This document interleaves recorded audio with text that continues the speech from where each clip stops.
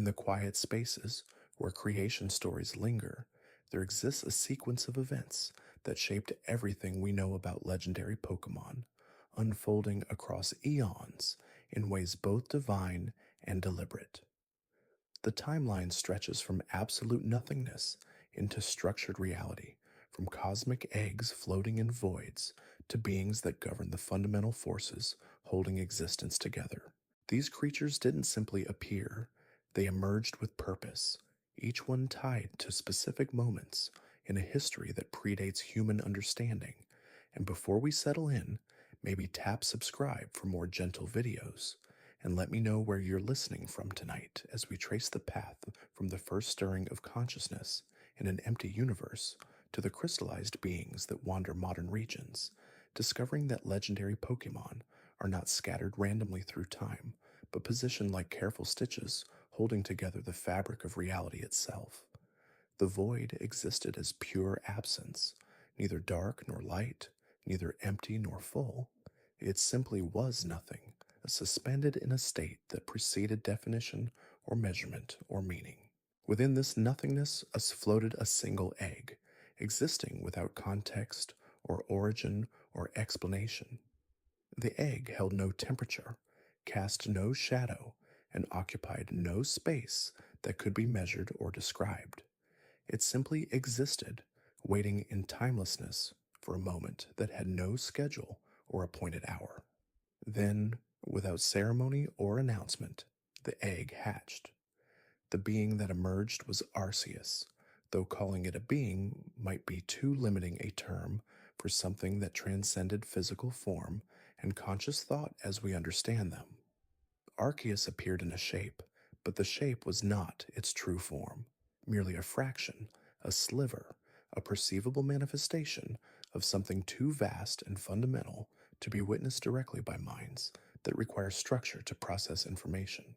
This diminished form, the one we recognize, exists solely so that consciousness can comprehend what would otherwise be incomprehensible, like trying to hold an ocean in cupped palms or capture infinity in a photograph.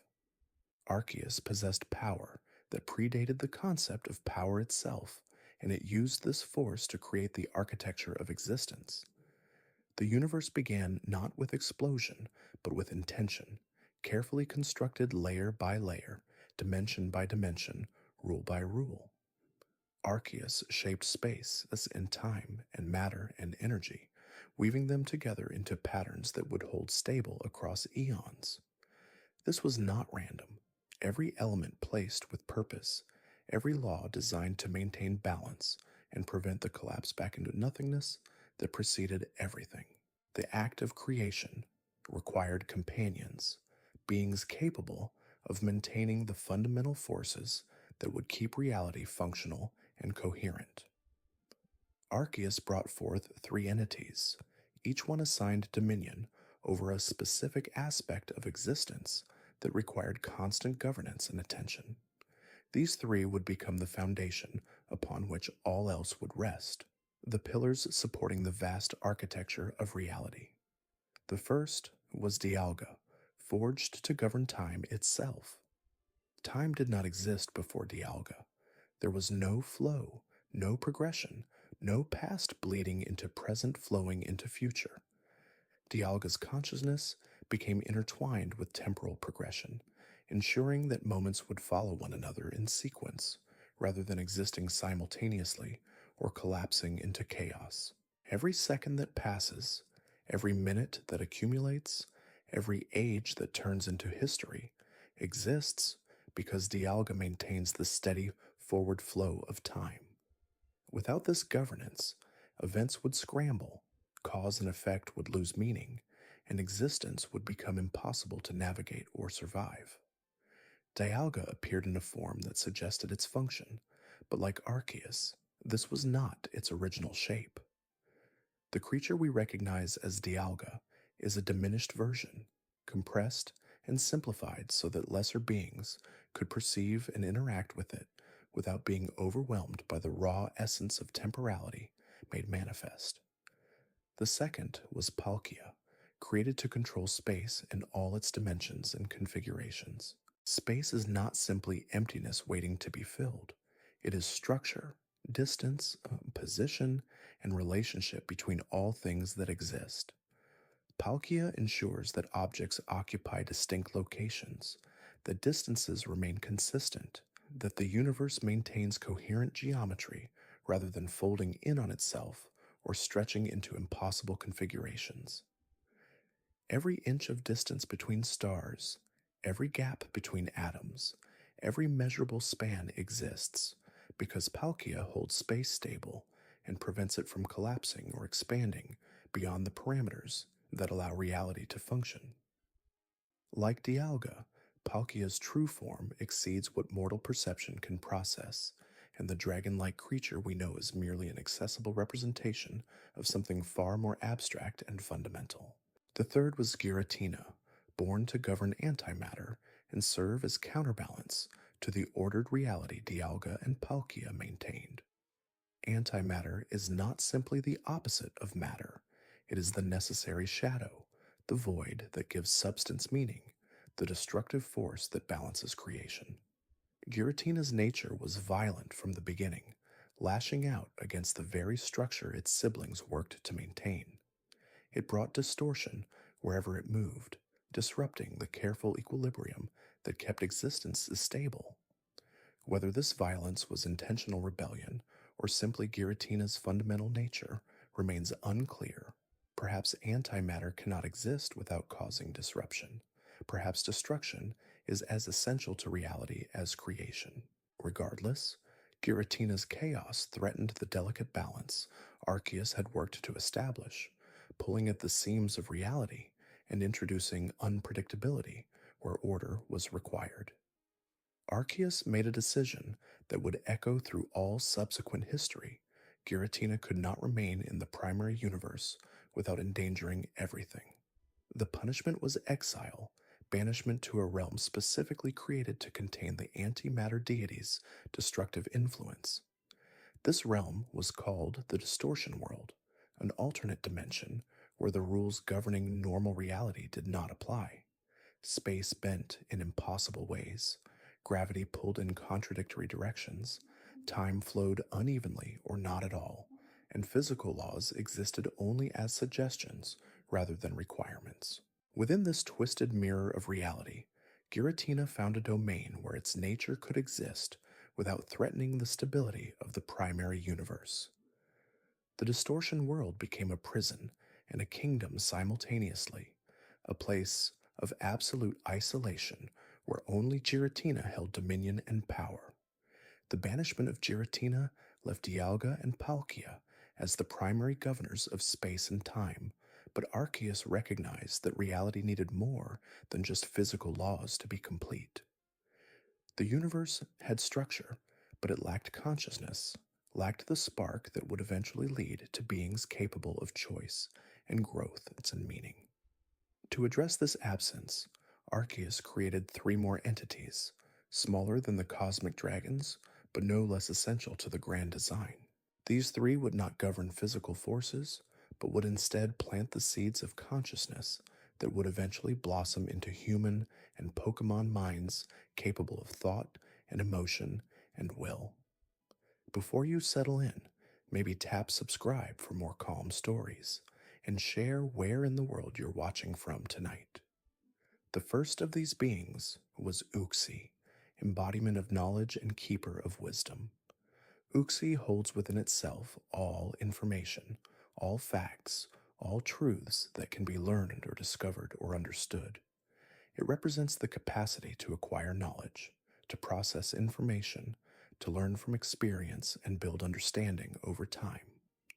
Without Uxie's influence, minds would remain blank, unable to accumulate memories or develop expertise or recognize patterns. Knowledge allows beings to navigate reality, to make informed decisions, to grow beyond instinct into intentional action. Uxie guards this knowledge carefully, appearing with closed eyes, because opening them would release information that lesser minds could not contain without being overwhelmed or destroyed by the sheer volume of truth flooding into consciousness all at once. The second was Mesprit, the being of emotion and feeling. Mesprit carries within itself the full spectrum of emotional experience: joy and sorrow, love and hate, fear and courage, contentment and ambition. It represents the capacity to feel rather than simply exist, to experience life as something more than mechanical response to stimulus. Emotion gives meaning to existence, transforms survival into purpose, turns bare facts into stories worth caring about. Without Mesprit's influence, beings would process information without attachment, make decisions without preference, exist without truly living. Mesprit is said to have taught the first humans and Pokemon how to experience the full range of feeling that makes life rich and complex and worth experiencing. The third was Azelf, embodiment of willpower and determination. Azelf represents the capacity for choice, the ability to act with intention rather than simply responding to circumstances. Will allows beings to set goals, to persevere through difficulty, to choose their own path rather than being entirely shaped by external forces. Without Azelf's influence, conscious beings would exist as passive observers, experiencing knowledge and emotion but unable to act upon them with deliberate purpose. Willpower transforms awareness into agency, allows beings to shape their own destinies rather than simply accepting whatever fate circumstances impose. Azelf is described as the source of human and Pokemon determination, the spark that allows individuals to choose difficult paths when easier options exist, to fight when surrender would be simpler, to build when destruction would be faster. These three beings, Uxie, Mesprit, and Azelf, are often called the Lake Guardians, though they would not earn this title until much later, when they established homes in three specific lakes in the Sinnoh region. For now, in these early epics, they simply existed as the foundation of conscious experience, the three pillars that would eventually support the development of thinking, feeling, willing beings across the planet. With their creation, the fundamental architecture of reality was complete. Space existed and remained stable through Palkia's governance. Time flowed consistently through Dialga's management. Antimatter and distortion were contained through Giratina's exile, and the capacity for consciousness had been planted through the trio of knowledge, emotion, and will. The stage was set for life to emerge and develop according to the patterns Arceus had designed. The early planet was formless and chaotic, lacking the stable geography that would eventually support diverse ecosystems and civilizations. At some point during this prehistoric era, a being arrived whose genetic structure would become foundational to all future Pokemon diversity. This creature was Mew, small and pink and playful in appearance, but carrying within its DNA the blueprints for countless species that would eventually populate the world.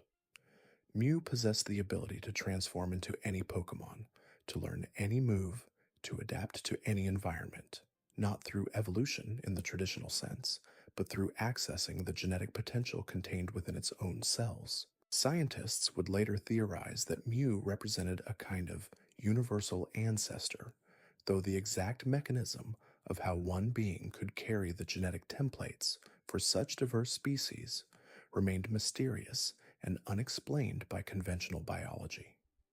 Mew's arrival timeline remains uncertain, lost in the depths of prehistory when record keeping did not exist and memory had not yet developed the structures to preserve events across generations. What is known is that Mew existed during the era when the planet's basic geography was still forming, when land masses and oceans were taking their initial shapes. This was an age of constant change, where volcanic activity reshaped continents and water levels rose and fell dramatically as ice ages came and went. The planet needed stabilization, needed forces powerful enough to establish the fundamental features that would allow life to flourish in specific niches, rather than being constantly disrupted by environmental chaos. Two beings emerged to address this need, though whether they were created by Arceus or evolved naturally from the planet's primal energies remains a matter of debate among researchers. Groudon rose from the magma beneath the Earth's crust, embodying the raw power of geological forces. This massive creature possessed the ability to expand land masses, to raise mountains from plains, to drain seas and create continents. Its body temperature burned hot enough to evaporate water on contact, and its presence could turn fertile land into desert through the intense heat radiating from its form. Groudon's power was essential to creating stable ground where life could take root and develop, but unchecked, that power threatened to turn the entire planet into a barren wasteland of endless drought and uninhabitable heat. Groudon possessed a primal form, a state of enhanced power where its connection to the Earth's core intensified, where its heat and strength multiplied beyond already devastating levels, where its ability to reshape geography reached truly apocalyptic scale. Kyogre emerged from the depths of the primordial ocean, embodying the power of water in all its forms. This enormous creature could summon rain, could raise tides, could flood valleys, and submerge mountains beneath endless seas. Where Groudon created land, Kyogre created ocean, and the balance between them determined the shape of the world. Kyogre's power was necessary to create seas that would support aquatic life and maintain the water cycle that made terrestrial ecosystems possible, but unchecked, that power threatened to drown the entire planet beneath an endless ocean where land-based life could not survive.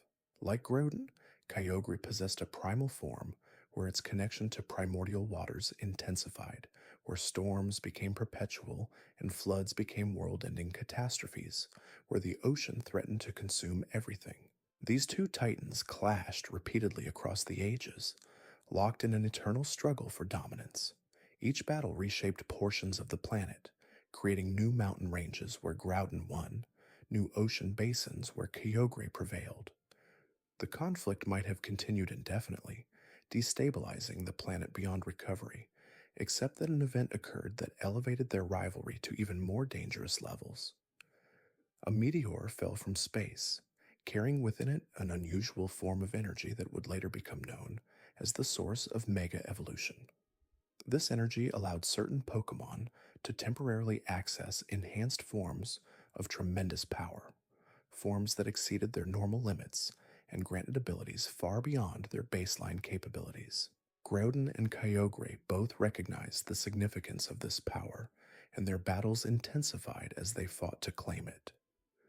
The clash between Primal Groudon and Primal Kyogre threatened to tear the planet apart, to render it uninhabitable through either eternal drought or endless flood. The conflict escalated beyond mere territorial disputes into an existential crisis where the continued survival of the planet hung in the balance. Intervention came from above, from a third legendary Pokémon whose domain was not land or sea, but the sky itself. Rayquaza descended from the upper atmosphere, where it had dwelled in isolation, feeding on meteorites and absorbing the same energy that had caused Groudon and Kyogre to reach their primal states. Unlike them, Rayquaza could access Mega Evolution, could transform into a form of such overwhelming power that even Primal Groudon and Primal Kyogre could not stand against it working together, much less while fighting each other. Rayquaza's intervention was swift and decisive. The Sky Serpent defeated both Titans, overwhelming their primal forms through sheer power and forcing them to revert to dormant states. Groudon was sealed deep within the earth, buried beneath layers of rock and magma, where it would sleep until environmental shifts or deliberate awakening disturbed its rest. Kyogre was sealed in the deepest ocean trenches, submerged beneath crushing pressure and darkness, where it would remain dormant unless called forth by specific circumstances or intentional summoning. With both titans contained, the planet's geography stabilized, allowing the formation of diverse environments where life could develop without being constantly disrupted by world-altering battles between godlike beings. Rayquaza returned to the upper atmosphere, establishing a territory in the ozone layer where it would continue to feed on meteorites and maintain its vigil over the planet. This legendary Pokemon became known as the Guardian of the Sky, the mediator that prevented land and sea from destroying each other when their powers clashed. Rayquaza's unique property of mega evolving without requiring a mega stone or trainer became a subject of fascination. It simply needed to consume meteorites, absorbing the energy they contained and using that power to trigger transformation. This self-sufficient mega evolution made Rayquaza independent in ways other mega evolving Pokemon were not, able to access its full power without external assistance or specific items. Another being from space arrived during this era, though its origins were dramatically different from Rayquaza's. This creature was called Deoxys, and it had formed from a space virus that mutated after exposure to cosmic radiation.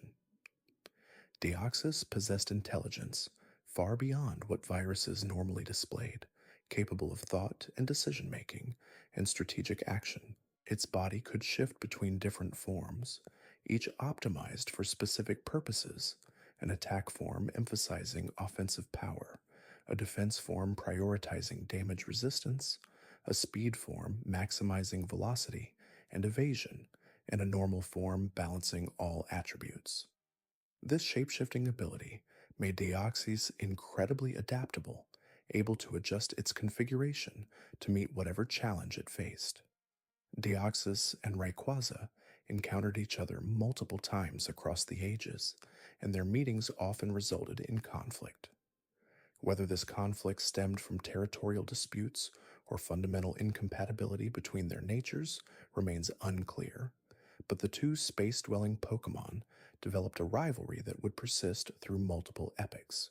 Deoxys appeared to seek something on Earth, though its exact motivations remained mysterious and difficult to discern. Rayquaza viewed the virus Pokemon as a potential threat, something foreign and unpredictable that might endanger the planet it had taken responsibility for protecting. Their battles lit up the night sky, visible from the surface as streaks of light that ancient observers might have interpreted as falling stars or divine omens. As the planet continued to stabilize and develop, the stage was set for more complex life forms to emerge. The fundamental forces were governed, the geography was established, consciousness had been seeded, and the most destructive conflicts had been contained or resolved. The prehistoric era began to transition into periods where history could be recorded, where events would be remembered through oral tradition and eventually written records, where the actions of legendary Pokemon would be witnessed and documented rather than lost to the mists of time that obscured the age of creation. The timeline had progressed from nothingness through creation, through chaos, into something approaching stability, though true peace remained elusive and perhaps impossible when beings of such tremendous power walked the earth. Deep in the planet's history, during ages when humans were not yet present to observe or record events, other legendary Pokemon emerged to fill specific ecological and cosmic niches. Some of these beings were tied to natural phenomena, others to abstract concepts, and still others to forces that blended the physical and metaphysical in ways that defied simple categorization. Their origins varied. Some were created by Arceus as part of the original plan, some evolved naturally from the planet's primal energies, and some emerged through circumstances that remain unexplained even by extensive research and investigation. What united them was their status as unique entities, singular beings of tremendous power whose actions and presence shaped the world in ways ordinary Pokemon could not. Ho-Oh soared above the Johto region, a magnificent bird whose feathers shimmered with rainbow colors that shifted and changed depending on the angle of light striking them. This legendary Pokemon embodied rebirth and renewal, carrying the power to resurrect the dead under specific circumstances and conditions. Ho-Oh's appearance was considered a blessing, a sign of good fortune and positive change to anyone fortunate enough to witness it flying overhead. The bird chose to dwell atop the highest peaks, establishing its roost on a tower built specifically to honor its presence, a structure where humans could offer respect without disturbing the sacred creature's privacy or peace. Ho-Oh's wings shed feathers that glowed with inner light, and possessing one of these rainbow feathers became a mark of special favor, an indication that the bear had been deemed worthy by the legendary bird itself. Lugia, in contrast, made its home beneath the waves, dwelling in deep ocean trenches far from human civilization and prying eyes. Where Ho-Oh represented the sky and fire and light, Lugia embodied the sea and storms and depth. This massive bird Pokemon possessed such tremendous power that its wings could generate storms of catastrophic intensity, capable of flattening cities and capsizing ships with hurricane force winds created by a simple flap. Lugia recognized this danger and chose isolation, retreating to the ocean floor where its movements would not inadvertently cause disasters that would devastate human and Pokemon populations living on the surface. The decision to hide away spoke to a kind of responsibility, an understanding that power of this magnitude required restraint and distance from those who could not withstand its effects. Ho-Oh and Lugia were not alone in their domains. Each commanded a trio of lesser legendary birds that served as their agents and representatives. Under Ho-Oh's governance flew Entei, Raikou, and Suicune, though the circumstances of their creation were tragic and tied to a specific historical event. These three had not always been legendary. They began as ordinary Pokemon who perished in a terrible fire that consumed the tower where Ho-Oh roosted. The legendary bird witnessed their deaths and, moved by their suffering and the injustice of their demise, used its resurrection power to bring them back as legendary beasts, each embodying a force of nature and granted immortality and tremendous strength. Entei became the embodiment of volcanic fury. Raikou channeled the power of lightning and thunder, and Suicune represented the purity of flowing water and the north wind. Under Lugia's influence operated three legendary birds, Articuno, Zapdos, and Moltres, each representing a fundamental elemental force. Articuno embodied ice and frozen winter, capable of generating blizzards and dropping temperatures to levels where water froze instantly and living beings perished from exposure within minutes. Its appearance brought harsh winter conditions wherever it flew, turning rain to snow and creating ice formations of stunning beauty and deadly cold. Zapdos commanded electricity and thunderstorms, able to summon lightning with a thought and store electrical energy in its feathers until it crackled with barely contained power.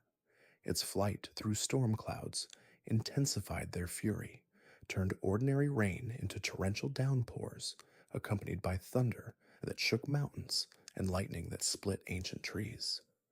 Moltres represented fire and volcanic heat, its body temperature so extreme that its feathers appeared to burn with eternal flame, and its presence could ignite forest fires or melt snow on mountain peaks even in the depth of winter. These three birds maintained a delicate balance, and when one became too dominant, the others would rise to restore equilibrium. If Articuno's winter grew too harsh and prolonged, Moltres would emerge to melt the ice and bring warmth back to frozen lands. If Moltres' heat turned regions into scorched wastelands, Articuno would counter with cooling rains and temperature drops that extinguished the flames. If Zapdos' storms grew too violent and frequent, both fire and ice would work to disperse the clouds and calm the electrical fury. Lugia watched over this balance, intervening only when the three birds' conflicts threatened to escalate beyond their ability to resolve among themselves, using its superior power to force peace when necessary. In the Hoenn region, far from where Ho-Oh and Lugia maintained their vigils, other legendary Pokemon emerged with powers tied to specific aspects of existence and consciousness. Latias and Latios appeared as siblings, psychic and dragon types, with the ability to become invisible and communicate telepathically with humans and Pokemon alike. These two were gentle despite their power, choosing to avoid conflict when possible and using their abilities to help rather than dominate or control. Latias could refract light around her body to achieve invisibility, while Latios possessed intelligence that exceeded human genius levels, capable of understanding complex concepts and forming strategies that anticipated dozens of moves ahead. Together, they served as guardians of their home, protecting specific locations from those who would exploit or damage them. Jirachi slept for most of its existence, awakening only once every 1,000 years for a period of 7 days. During these brief waking periods, the Steel and Psychic type legendary could grant wishes, though the mechanism by which this worked remained poorly understood and the limits of what wishes it could fulfill remained undefined. Ancient texts warned that Jirachi's wish-granting power could be dangerous if misused, capable of bringing disaster as easily as blessing, depending on the wisdom and intentions of those making requests.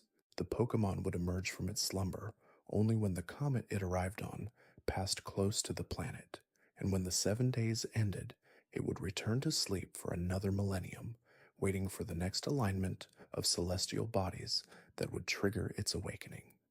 Celebi possessed the unique ability to travel through time, appearing at different points in history without aging or being bound to linear progression through the years. This small psychic and grass type legendary was often called the voice of the forest, serving as guardian of natural places and ensuring that the balance between growth and decay, life and death, remained stable across the centuries. Celebi could appear in ancient forests that would not be cut down for thousands of years, or manifest in clearings that would not exist for centuries to come, moving through time as easily as others moved through space. The Pokemon's time travel left traces, creating temporal anomalies that sensitive individuals could detect, feeling the presence of future or past overlapping with present in ways that defied normal causality. In the Sinnoh region, where the lake guardians Uxie, Mesprit, and Azelf had established their homes in 3 sacred lakes, other legendary Pokemon emerged tied to specific forces and phenomena. Heatran was born from volcanic activity, a fire and steel type that dwelled in active volcano craters and fed on molten lava as sustenance. Its body temperature exceeded that of the magma it bathed in, and its presence could cause eruptions or intensify existing volcanic activity through the sheer heat radiating from its form. Heatran was not malicious, but indifferent, caring nothing for the civilizations that might be endangered by the eruptions it caused, focused solely on maintaining its territory and consuming the thermal energy it required to survive. Cresselia represented the new moon and good dreams, a psychic type whose presence brought peaceful sleep and pleasant visions to those nearby. This legendary Pokemon drifted through the night sky on lunar wings, leaving a trail of glowing particles that shimmered like stardust in its wake. Cresselia possessed the ability to cure nightmares, to soothe minds troubled by dark visions, and restore restful sleep to those suffering from sleep disturbances or night terrors. The Pokemon was gentle and benevolent, actively seeking out those in need of its help rather than waiting to be summoned, moved by compassion to ease suffering wherever it detected distress. Darkrai stood as Cresselia's opposite, though whether by design or accident remained unclear. This dark type legendary induced nightmares in those who came near it, whether intentionally or as an unavoidable side effect of its existence.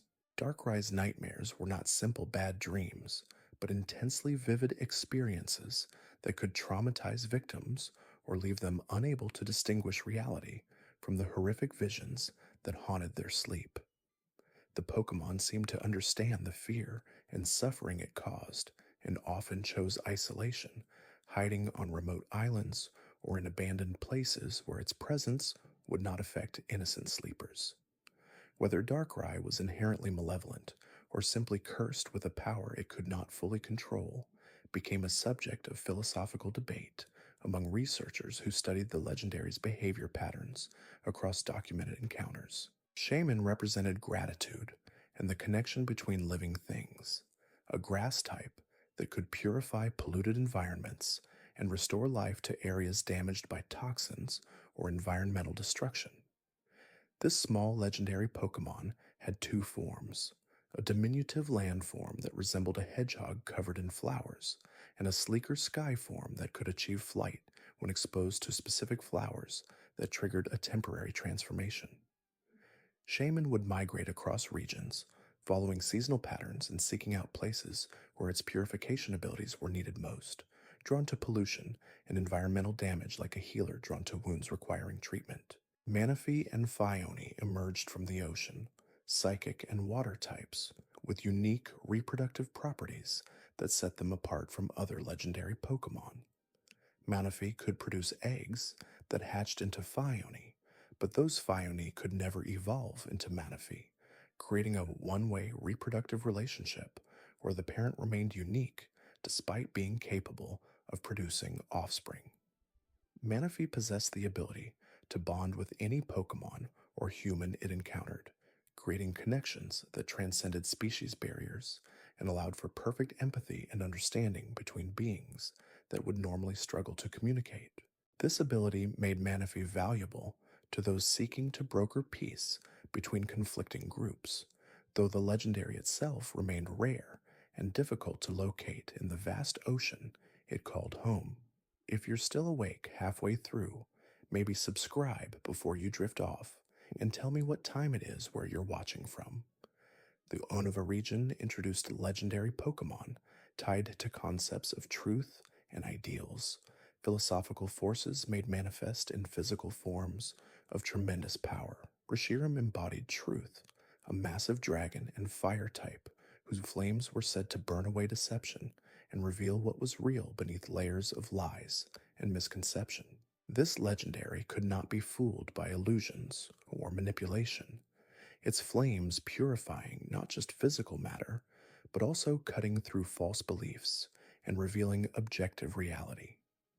Reshiram aligned itself with those who valued truth above comfort, who sought understanding rather than pleasant falsehoods, who were willing to face harsh realities rather than hiding behind convenient fictions.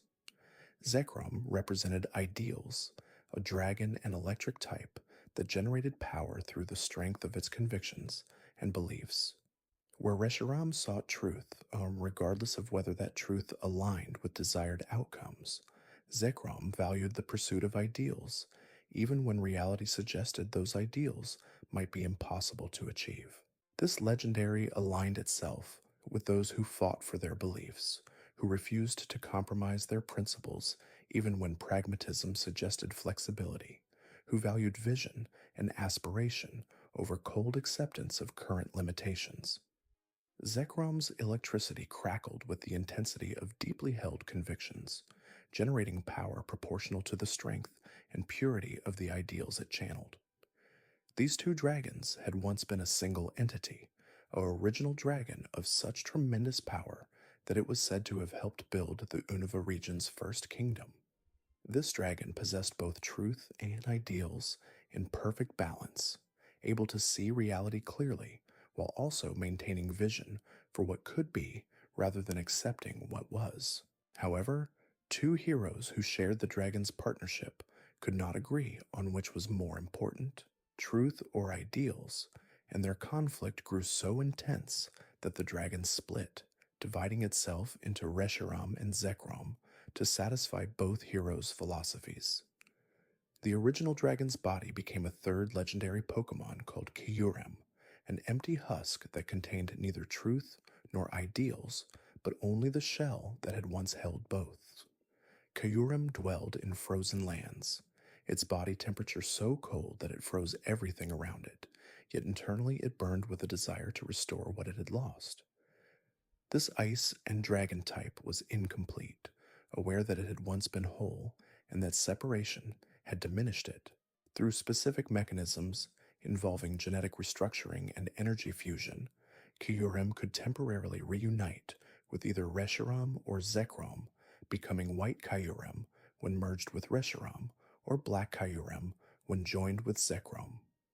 These fused forms accessed portions of the original dragon's power, but the reunion remained imperfect and unstable, unable to sustain itself indefinitely, and eventually reverting to separate beings. The original dragon's complete restoration would require reuniting all three simultaneously, something that had not been achieved in recorded history. Beneath these three dragons, in the hierarchy of Unuva's legendary Pokémon, were the forces of nature: Tornadus, Thundurus, and Landorus, each embodying destructive weather phenomena that could devastate civilizations if left unchecked. Tornadus commanded winds that could reach speeds capable of stripping flesh from bone and launching buildings into the sky like leaves in a gentle breeze. Thundurus summoned electrical storms of such intensity that entire cities could be reduced to ash by repeated lightning strikes that never gave survivors time to flee or take shelter. Landorus represented the Earth's fury, able to trigger earthquakes and landslides and ground-splitting upheavals that swallowed towns whole. These three forces took two forms each: incarnate forms, where they appeared as nature spirits of tremendous power, and Therian forms, where they took on more beast-like appearances that suggested greater connection to primal forces. In their Therian forms, the three became even more dangerous, their already devastating powers intensifying to levels that made them walking natural disasters capable of ending civilizations through sustained assault. Only Landorus showed any restraint or beneficial influence, willing to use its earth-shaping powers to restore fertility to lands scarred by Tornadus's winds or Thundurus's lightning, though this restoration came only after the destruction had already occurred. Cobalion, Terrakion, and Varishan formed a trio of fighting-type legendary Pokémon, known for protecting weaker Pokémon from human aggression during times of war. These three had witnessed conflicts where humans used fire to drive Pokémon from their forest homes, burning vast wilderness areas to make room for expansion or to deprive enemy armies of cover and resources.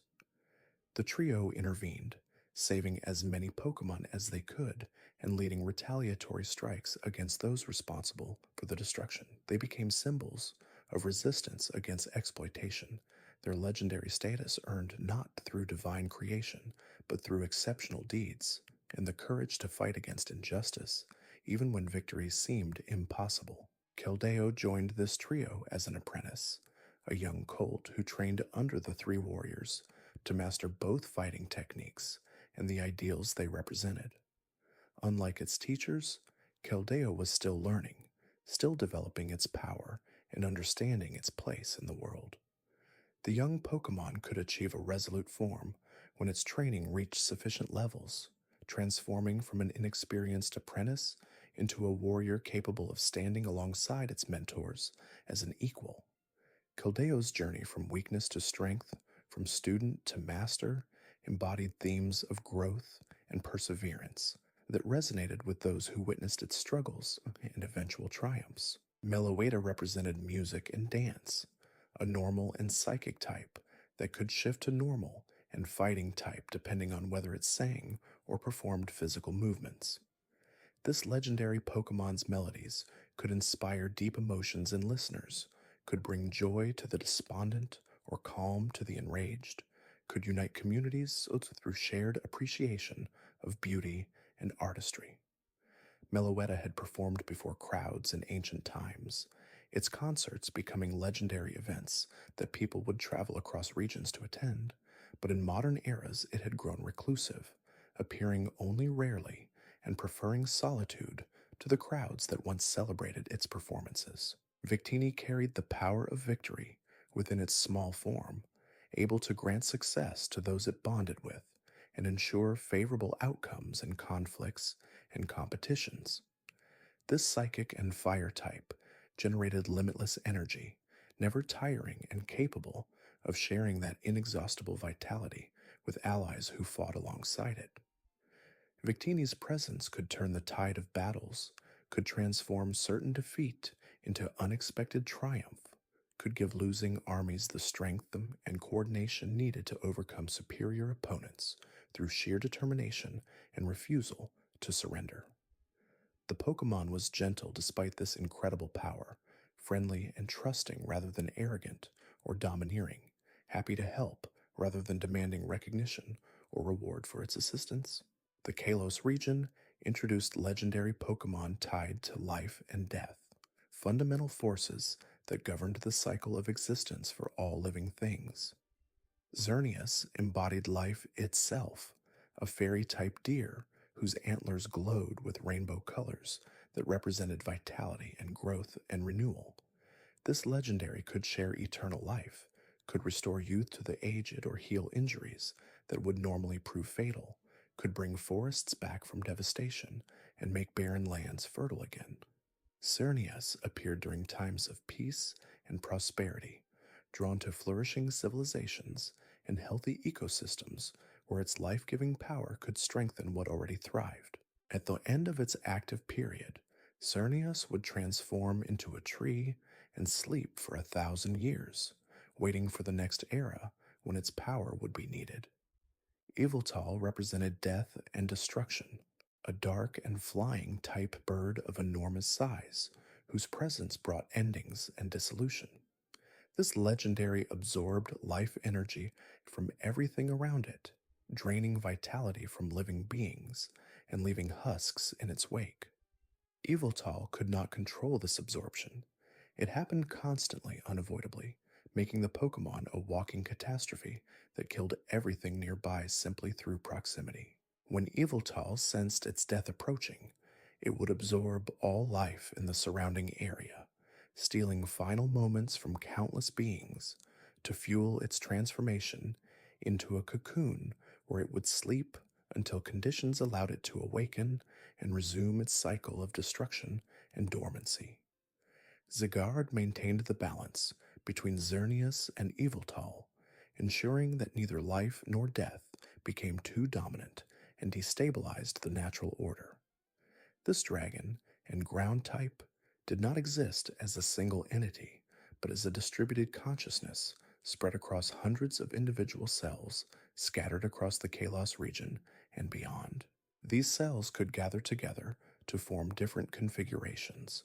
10% form resembled a dog, 50% form took a serpentine shape, and complete form achieved a humanoid appearance of tremendous power. Zygarde remained dormant most of the time, its cells inactive and invisible, but when the ecosystem faced threats that disrupted the life-death balance, the cells would gather and form whatever configuration was necessary to address the crisis.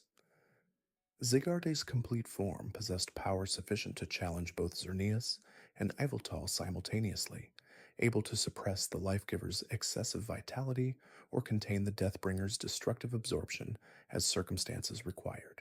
Once balance was restored, Zygarde would disperse again, returning to its distributed state, where it could monitor the entire region for signs of future imbalance. This cycle of gathering and dispersing had repeated countless times across the ages, with most people never realizing that the scattered cells surrounding them were actually fragments of a legendary Pokemon watching and waiting for the moment when intervention became necessary. Deontay emerged from a mutation in Carbink, a rock and fairy type that could temporarily achieve a mega evolution that granted it even greater beauty and power. This legendary Pokemon could create diamonds from thin air, compressing carbon through sheer force of will into crystalline structures of perfect clarity and hardness. Deontay's appearance was regal despite its small size, and it served as royalty among the Carbink population, protecting them from threats and creating the diamonds that sustained their subterranean kingdom. The Pokemon's Mega Evolution intensified its already magnificent appearance, making it one of the most visually stunning legendary forms ever documented. Volcanion commanded both fire and water, a seemingly contradictory combination that allowed it to generate steam of incredible pressure and temperature. This legendary could blast through solid rock using steam jets, could create clouds that obscured entire battlefields, could scald opponents with superheated water that dealt damage far beyond what either fire or water alone could achieve. Volcanion used these powers to protect specific mountain regions, driving away those who would exploit the natural resources without regard for environmental damage, willing to employ violence when warnings and lesser demonstrations proved insufficient to deter exploitation. Hoopa existed as perhaps the most troublesome legendary Pokemon in the Kalos region, a psychic and ghost type with the ability to create portals through space that connected distant locations instantaneously. This creature's rings could summon other legendary Pokemon from across regions, pulling them through dimensional barriers without their consent and forcing them into battles or situations they had not chosen. Hoopa had two forms: a small, confined form that was relatively harmless and mischievous, and a massive, unbound form that possessed destructive power sufficient to devastate cities. In ancient times, Hoopa Unbound had terrorized civilizations, dragging castles through its portals and displacing entire populations through its dimension-hopping chaos. Eventually, humans managed to seal Hoopa's full power, binding it into the confined form where its abilities were limited and its destructive potential contained. The sealed Hoopa became playful rather than malicious, using its portal abilities for pranks and minor mischief rather than city-destroying rampages.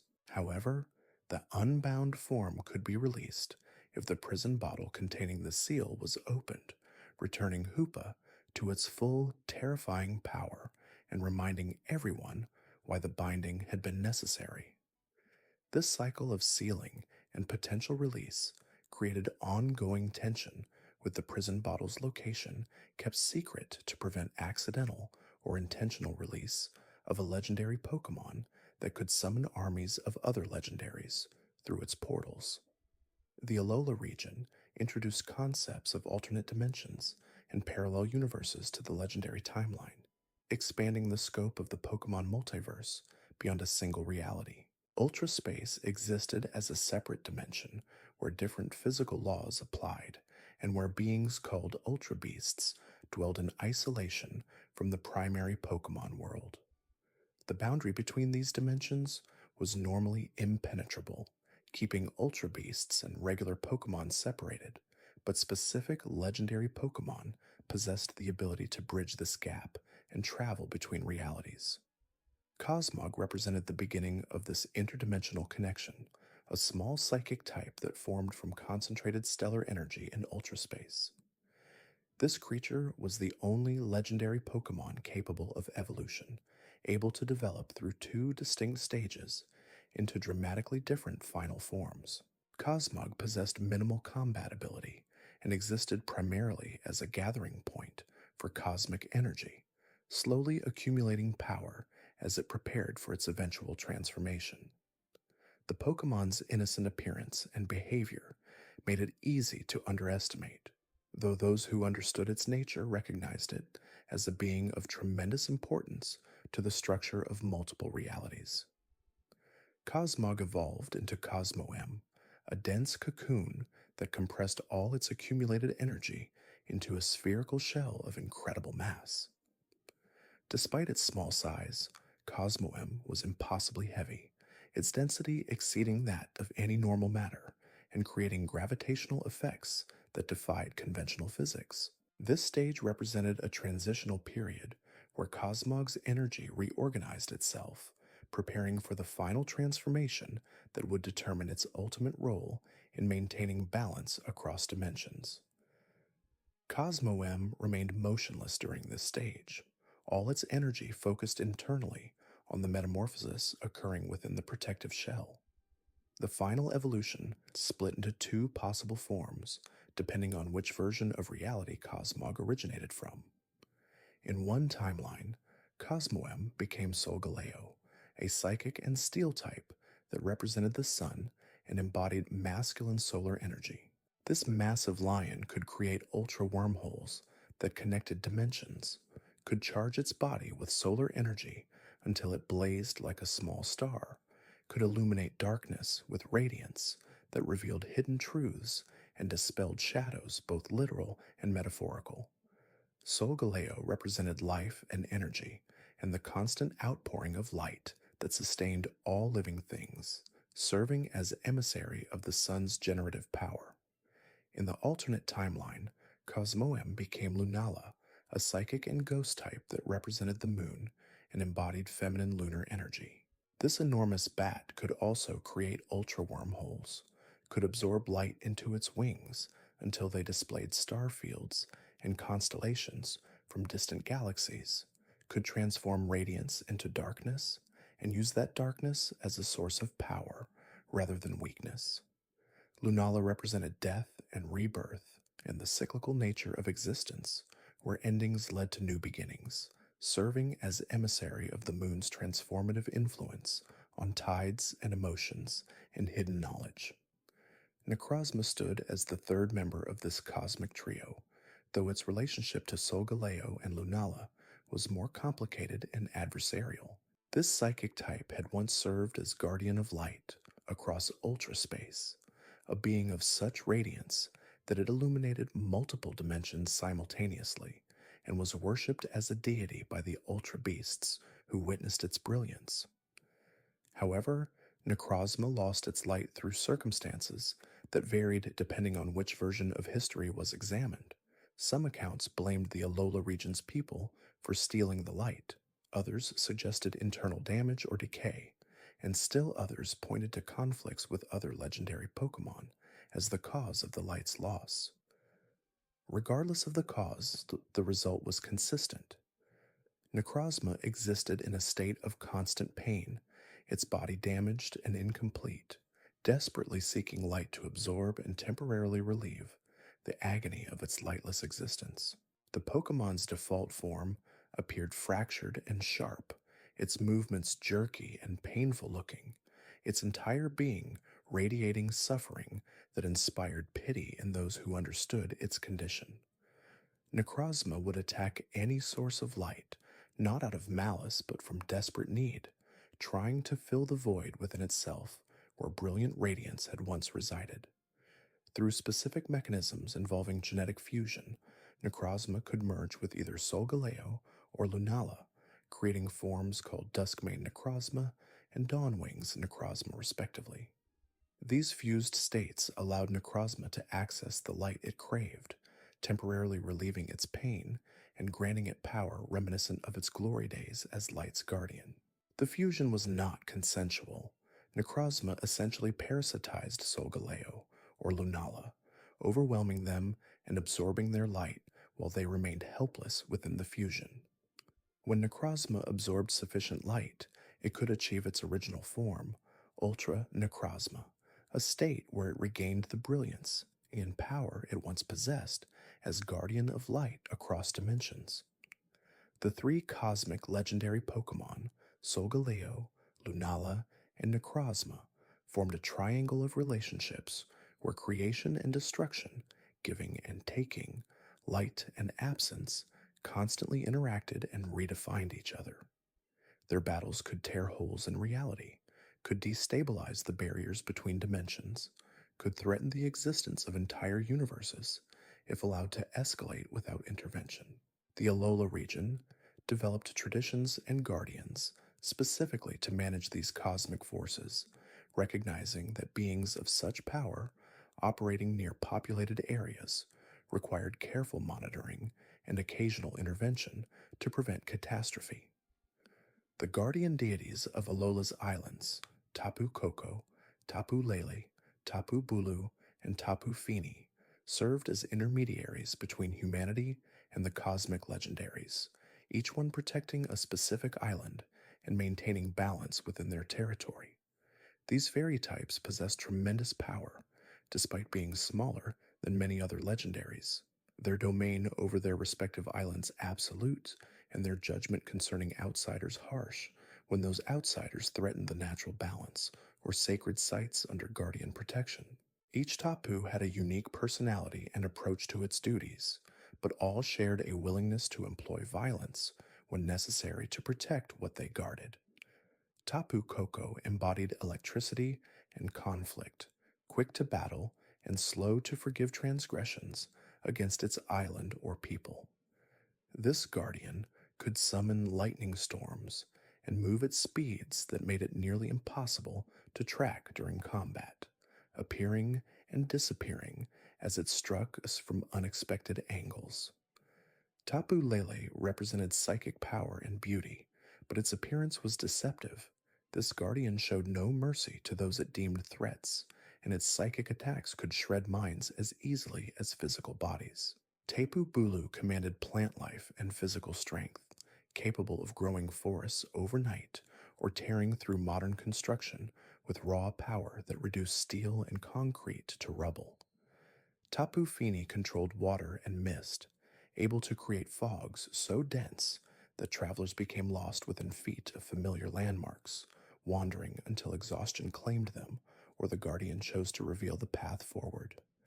These four Guardians worked together when threats exceeded what any single Tapu could handle alone, their combined power sufficient to challenge even cosmic legendaries, if necessary. They also served as checks on each other, preventing any single Guardian from becoming too dominant or harsh in its protection of island territory. The balance they maintained allowed Alola to develop unique traditions and relationships between humans and Pokémon that differed significantly from other regions where legendary Pokémon either remained distant or intervened more destructively. Type: Null and Silvally represented human attempts to create legendary Pokémon through artificial means, to manufacture beings of comparable power to naturally occurring legendaries. Scientists in the Alola region developed these chimera-like creatures specifically to combat Ultra Beasts, designing them with the ability to change their typing to adapt to whatever threat they faced. Type: Null wore a restrictive helmet meant to suppress its power and prevent it from going berserk during the development process, but this helmet also prevented the Pokémon from accessing its full potential and achieving the form its creators intended. When type: Null formed sufficient bond with a trainer, built enough trust and friendship to overcome the psychological damage inflicted by its artificial creation and restrictive upbringing, it could evolve into Silvally and shed the helmet that had limited its growth. Silvally possessed the ability to change its typing based on memory disks installed into its body, allowing it to become any type and adapt to counter any opponent's strengths or exploit any weaknesses. This versatility made Silvally incredibly dangerous in skilled hands, though the Pokémon itself remained gentle and loyal to those who treated it with kindness rather than as a weapon or experiment. Multiple type: Null were created with specimens existing in both Alola and Galar regions as the Ether Foundation's research spread to other locations and organizations.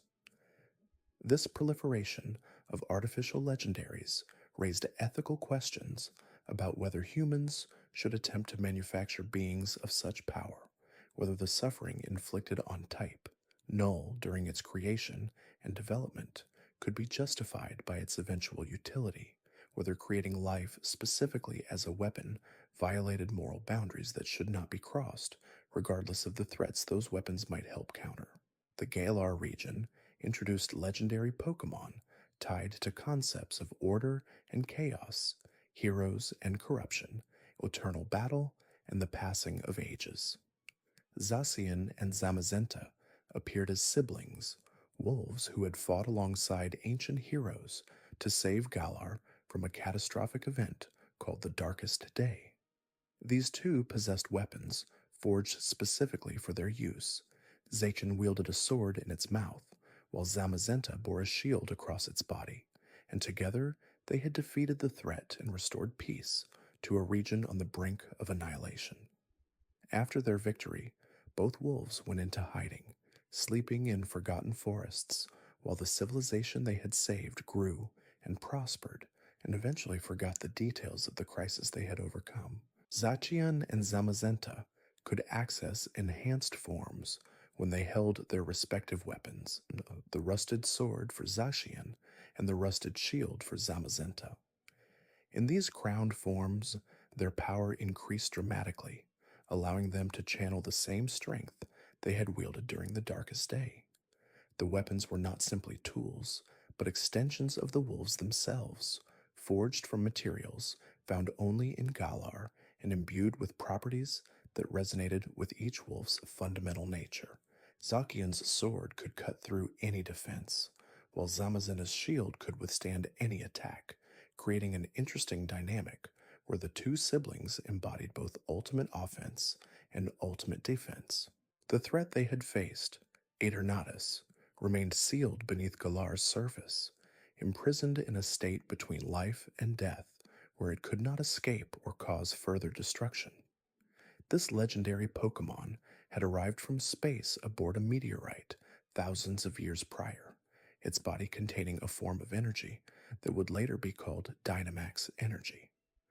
When Eternatus awoke and attempted to absorb all of Galar's energy to fuel its own growth, it caused the darkest day, a crisis where the sky turned dark and massive Pokemon appeared across the region, threatening to destroy civilization through their sheer size and power.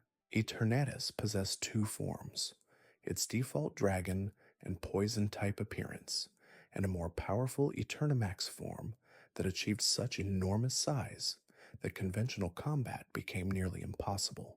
In Eternamax form, Eternatus dwarfed even Dynamax Pokemon, its body becoming a living battery of Dynamax energy so vast that the entire Galar region could sustain Dynamax battles indefinitely simply from the ambient power radiating from its form. This state was unstable and unsustainable, eventually causing Eternatus to weaken enough that Zacian and Zamazenta could defeat it and force it back into dormancy. The defeat was not permanent. Eternatus could awaken again if disturbed or if sufficient energy accumulated to fuel its revival. This created an ongoing threat, with Galar's defenders maintaining eternal vigilance to ensure the sealed legendary remained contained and did not rise again to consume the region's energy and trigger another darkest day.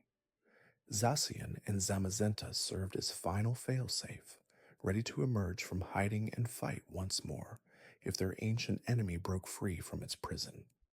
Calyrex ruled as the king of Galar in ancient times, a psychic and grass type that possessed wisdom and power sufficient to unite the region's people and Pokemon under benevolent governance.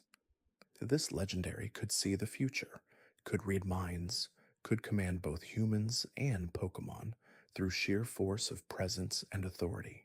However, Calyrex's power had faded over time as people forgot their history and stopped providing the belief and worship that sustained the king's strength. In modern times, Calyrex existed as a shadow of its former glory, barely remembered and struggling to maintain even a fraction of its original power. Calyrex could bond with either Glastrier or Spectrier, ice and ghost-type horses that served as mounts and companions to the ancient king. When bonded with Glastrier, Calyrex became Ice Rider Calyrex, gaining tremendous physical power and the ability to freeze entire landscapes with temperatures that dropped to absolute zero. When bonded with Spectrier, it became Shadow Rider Calyrex, emphasizing speed and special attacks that could strike from seemingly impossible distances with pinpoint accuracy. Both forms returned Calyrex to something approaching its ancient power, though the king's full strength could only be restored if the people of Galar remembered and honored the ruler who had once guided them through ages of prosperity and peace. Kubfu and Urshifu represented martial arts traditions passed down through generations, fighting types that embodied different philosophical approaches to combat and conflict. Kubfu began as a student, training under masters who taught discipline and technique and the mental fortitude required to face opponents without fear or hesitation. Through intense training and battles that tested its resolve, Kubfu could evolve into Urshifu, with the specific form dependent on which training approach the Pokemon had followed. Single Strike Urshifu embodied the philosophy of decisive, overwhelming force, one perfect strike delivered with absolute commitment and power, ending battles before opponents could mount effective defense. Rapid Strike Urshifu represented the philosophy of flowing, adaptable combat, multiple precise strikes that adapted to opponents' movements and exploited openings as they appeared. Both forms were equally effective, but required different mindsets and approaches, and once Kubfu evolved into a specific form, it could not change to the other, having committed fully to one martial path. Zarude lived in forests, far from human civilization, a dark and grass type that formed packs and communities of its kind. These Pokemon were generally hostile to outsiders, defending their territories aggressively and showing no mercy to those who encroached on lands they claimed. However, individual Zarude occasionally formed bonds with lost human children, raising them as part of the pack and protecting them with the same fierce dedication shown to Zarude offspring. These relationships suggested that beneath the species' aggressive exterior existed capacity for compassion and connection across species boundaries, though such bonds remained rare exceptions rather than common occurrences. Regieleki and Regidrago joined the existing trio of legendary golems, Regirock, Regis, and Registeel, adding electric and dragon types to the collection of beings created by Regigigas in ancient times. Each golem represented a fundamental element or force, their bodies constructed from materials corresponding to their types. Regieleki was composed of pure electrical energy, barely contained within a crystalline structure, capable of generating power sufficient to supply an entire city's electrical needs indefinitely. Regidrago consisted of crystallized dragon energy, its body incomplete because the creator ran out of material before finishing the construction, leaving it with only a head and minimal torso rather than the full draconic form originally intended. All 5 golems existed in sealed states, imprisoned by Regigigas after they were created for reasons that remained unclear. Theories suggested the golems had been sealed because they were too dangerous to leave active, or because their purposes had been fulfilled and they were no longer needed, or simply because Regigigas wanted to preserve them for future ages when their specific powers might be required. The seals remained intact for thousands of years, with only specific rituals or circumstances allowing the golems to awaken and resume whatever functions they had originally been designed to perform. The Paldea region introduced legendary Pokemon connected to time paradoxes and crystalline transformation, concepts that pushed the boundaries of how legendary status was defined and understood. Koraidon and Miraidon represented ancient past and distant future, respectively, paradox Pokemon whose very existence seemed to violate causality and temporal logic. Koraidon embodied prehistoric power, its form suggesting the great lizards that dominated Earth before humans evolved, while Miraidon represented technological advancement, its body incorporating mechanical elements that seemed more machine than organic creature. These 2 legendary Pokemon possessed multiple forms that activated in specific situations. Their default forms for casual travel, battle-optimized forms that maximized their combat capabilities, and specialized forms for different types of movement, like swimming or gliding. The transformations were not evolutions, but rather the same being reconfiguring itself to meet different needs, demonstrating flexibility that other legendaries rarely displayed. Koraidon and Miraidon both served as companions to trainers in their respective timelines, forming bonds that transcended the typical relationship between humans and legendary Pokemon. Terrapagos represented a different kind of legendary entirely, a creature whose power derived from crystallization and the strange energy called terrestrial energy that permeated the Paldea region. This small normal type appeared unremarkable initially, but it could transform through multiple stages into forms of increasing power and size. Terrapagos was ancient beyond measure, having lived for millions of years before entering a crystallized state that preserved it through ages when its species went extinct. The creature was the source of terrestrial energy, its body continuously radiating the power that allowed any Pokemon in Paldea to temporarily transform their typing through terrestrialization. Terrapagos' true form, when fully awakened, achieved a state called stellar form, where it accessed the full spectrum of terrestrial power and could harness all 18 types simultaneously. This form was unstable and could only be maintained briefly before the energy levels became too intense and forced Terrapagos to revert to a smaller, more stable configuration. The legendary's existence raised questions about how long it had been sleeping, what had caused its species to go extinct while it survived, and what would happen if terrestrial energy stopped flowing from its body.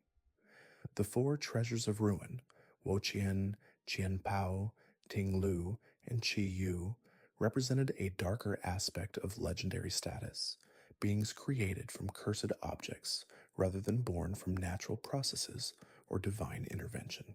Each treasure had been a mundane item, transformed by human malice, hatred, and suffering into something malevolent and destructive. Woqian formed from wooden tablets where a king's grudges had been recorded, absorbing centuries of resentment until the tablets gained consciousness and power. Qinpao emerged from a sword used to execute criminals, soaked in blood and fear until the weapon became a being of pure hatred. Tinglu arose from a ceremonial vessel used in rituals where jealousy and greed accumulated until the container burst and reformed as a destructive entity. Qiyu was born from carved beads that absorbed envy and malicious intent until they gained sentience and power. These four ruinous Pokemon were sealed away not because they were too powerful to defeat, but because they were too corrupted to be allowed to exist freely, their very presence spreading misfortune and disasters wherever they went. Each one embodied negative emotions, concentrated to the point where they achieved physical form, and their release would inevitably lead to suffering and destruction across whatever region they manifested in. The seals containing them required constant maintenance, as the Pokemon continuously worked to escape and resume spreading the ruin that defined their nature. The legendary Pokemon timeline stretched from creation through countless ages to the present, each legendary serving specific purposes or embodying particular concepts. Some maintained cosmic forces, others protected specific regions, and still others represented abstract ideas made manifest in physical forms, capable of tremendous destruction or beneficial action. The timeline was not linear, but layered, with legendaries from different eras coexisting in the present, all their histories converging in a modern world where ancient powers walked alongside contemporary civilizations. The relationships between legendaries formed complex webs of alliance, opposition, and hierarchy. Arceus stood above all others, as creator and ultimate authority, with Dialga, Palkia, and Giratina serving as the first tier below it, governing fundamental aspects of reality itself. The Lake Guardians operated on a third tier, smaller than the creation trio, but still essential to existence by providing consciousness to beings capable of thought and choice. Regional legendaries occupied various positions based on their power and scope, with beings like Ho-Oh and Lugia commanding respect from lesser legendaries while still acknowledging Arceus as supreme. Some legendaries actively sought conflict, using their power to impose will on others or defend territories with extreme prejudice. Others preferred isolation, hiding from humans and Pokemon alike to avoid the complications their presence inevitably caused. A few actively helped civilizations, serving as protectors or guides, though their assistance often came with strict conditions and harsh punishments for those who violated sacred laws or disrespected their authority. The diversity of approaches reflected the diversity of purposes each legendary served. No single behavior pattern applicable to all beings who held legendary status. Human interaction with legendary Pokemon varied across regions and time periods, with some cultures worshipping legendaries as gods, while others viewed them as natural phenomena to be studied or forces to be sealed away when their power exceeded what civilizations could safely tolerate. Wars had been fought with legendary Pokemon serving as weapons, their power harnessed by ambitious leaders seeking conquest or desperate defenders fighting extinction. Peace had been achieved through legendary intervention, with beings like the Swords of Justice stopping conflicts before they escalated into atrocities. The modern era saw increased attempts to capture, control, or replicate legendary Pokemon, with organizations like the Ether Foundation creating artificial legendaries, and teams like Rocket or Plasma seeking to harness divine power for their agendas. These attempts rarely succeeded without consequences. Legendary Pokemon did not submit easily to human control, and those who tried to force such submission often found themselves facing the full fury of beings whose power exceeded anything conventional armies or technology could counter.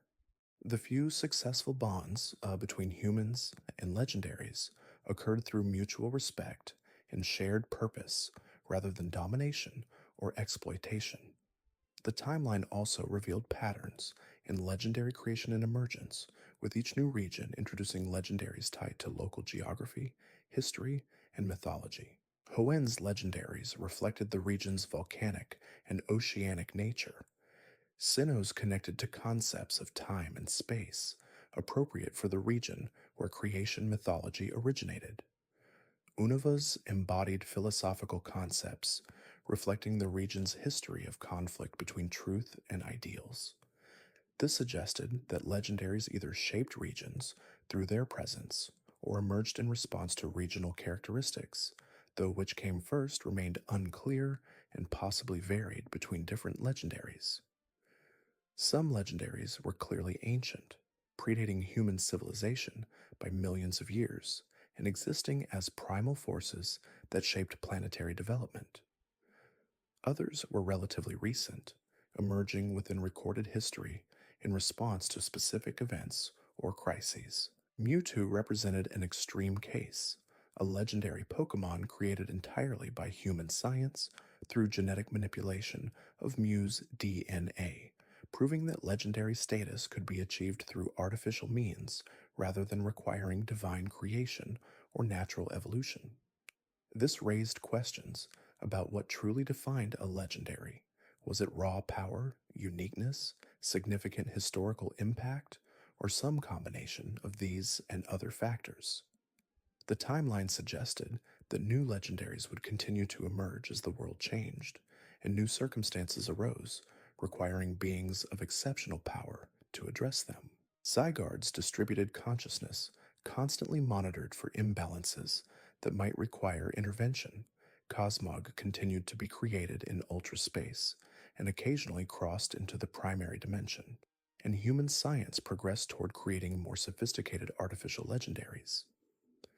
The story was not complete, but ongoing, with each generation adding new chapters and sometimes recontextualizing older events as more information came to light. Legendary Pokemon possessed not only tremendous power, but also deep connections to the regions they inhabited, relationships that extended beyond simple geographical presence into something approaching symbiosis with the land itself. When a legendary withdrew from or abandoned a region, environmental changes often followed.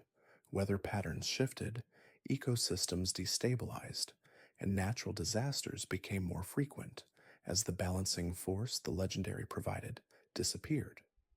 Conversely, when a new legendary arrived or awakened in a region, the land itself seemed to respond, developing new characteristics and supporting species that had not previously thrived in that environment. The concept of legendary trios and duos appeared repeatedly across the timeline, suggesting some underlying pattern or principle that encouraged legendaries to form these small groups. The legendary birds of Kanto, the legendary beasts of Johto, the legendary golems scattered across multiple regions, the lake guardians of Sinnoh, the forces of nature in Unova, the swords of justice, the guardian deities of Alola, and the two wolves of Galar all demonstrated this tendency toward group formation.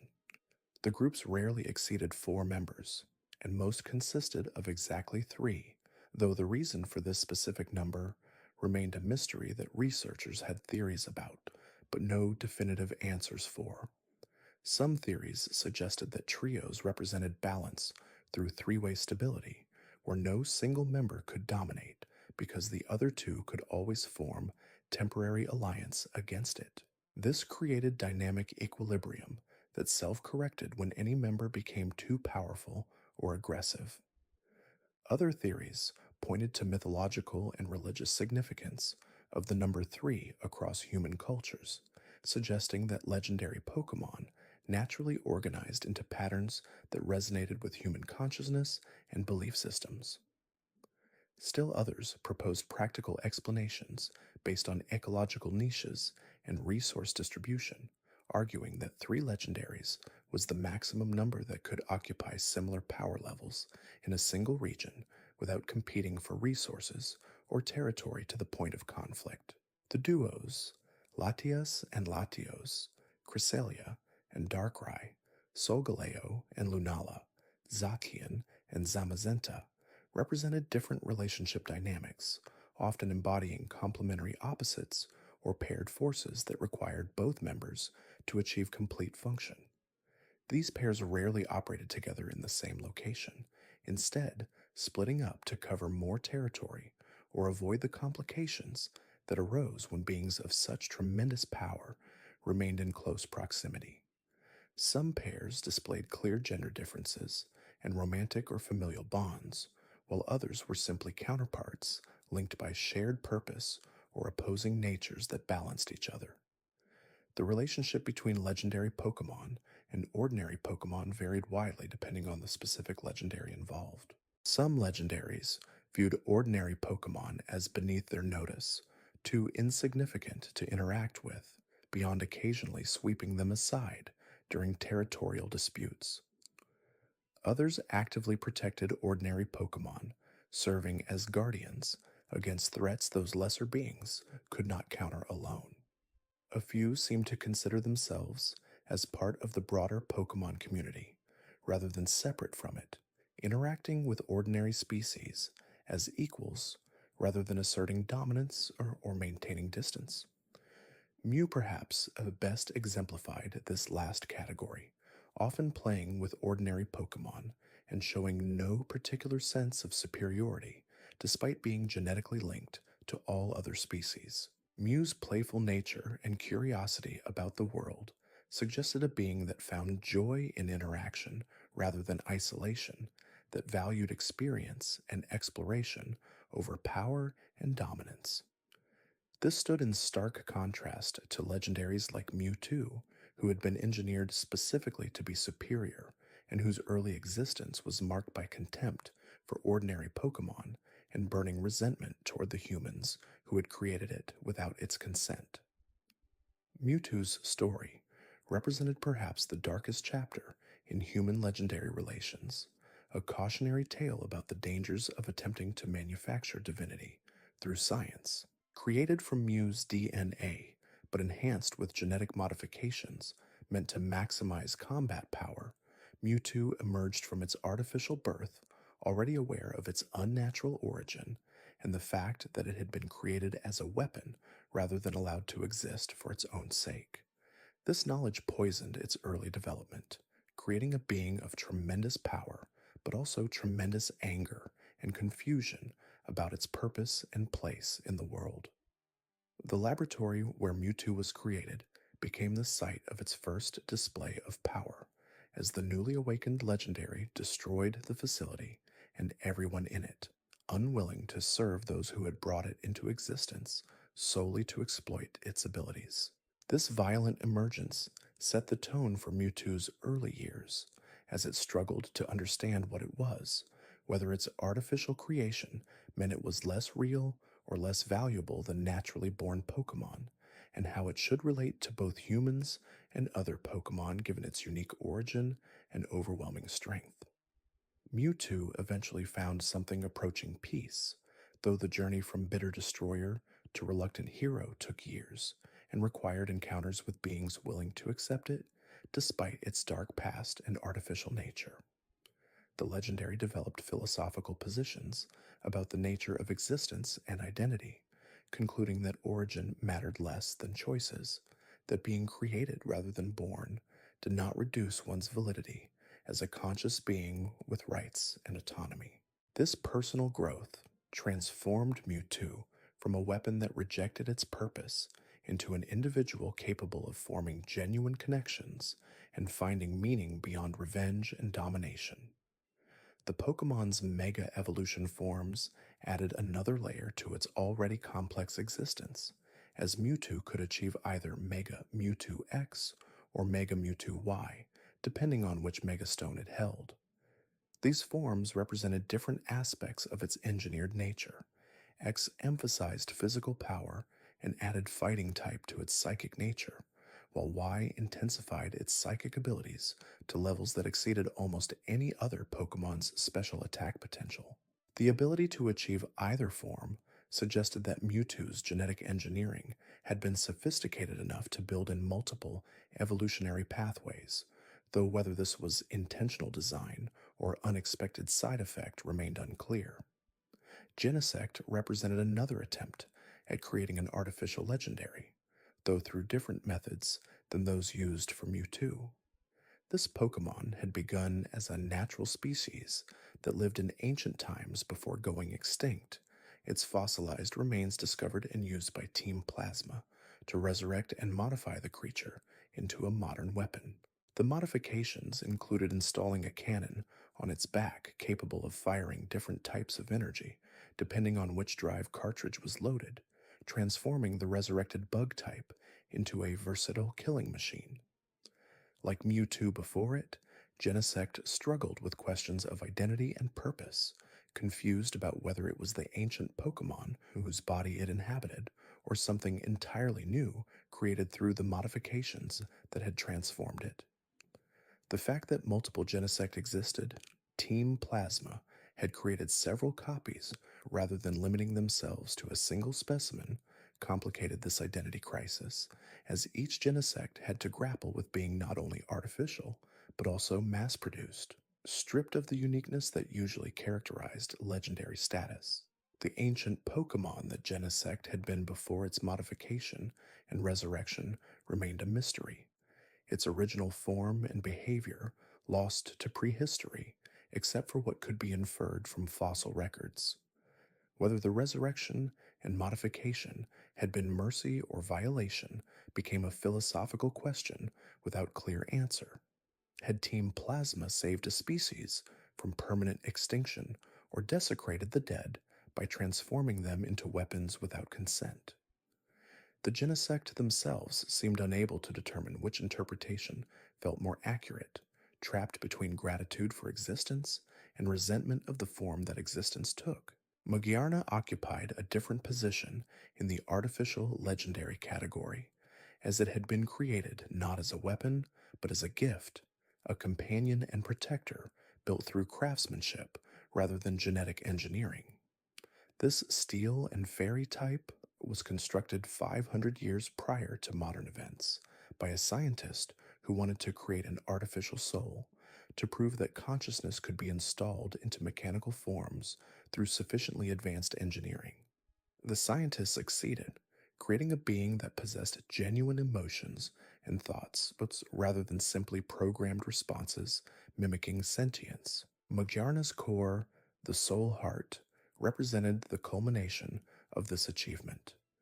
A mechanical, yet somehow living heart that generated the Pokemon's consciousness and contained its essential self. The Soul Heart would absorb the life energy of Pokemon that died in Magearna's presence, not consuming it, but preserving it as memory and motivation, carrying the departed with it as it continued to exist.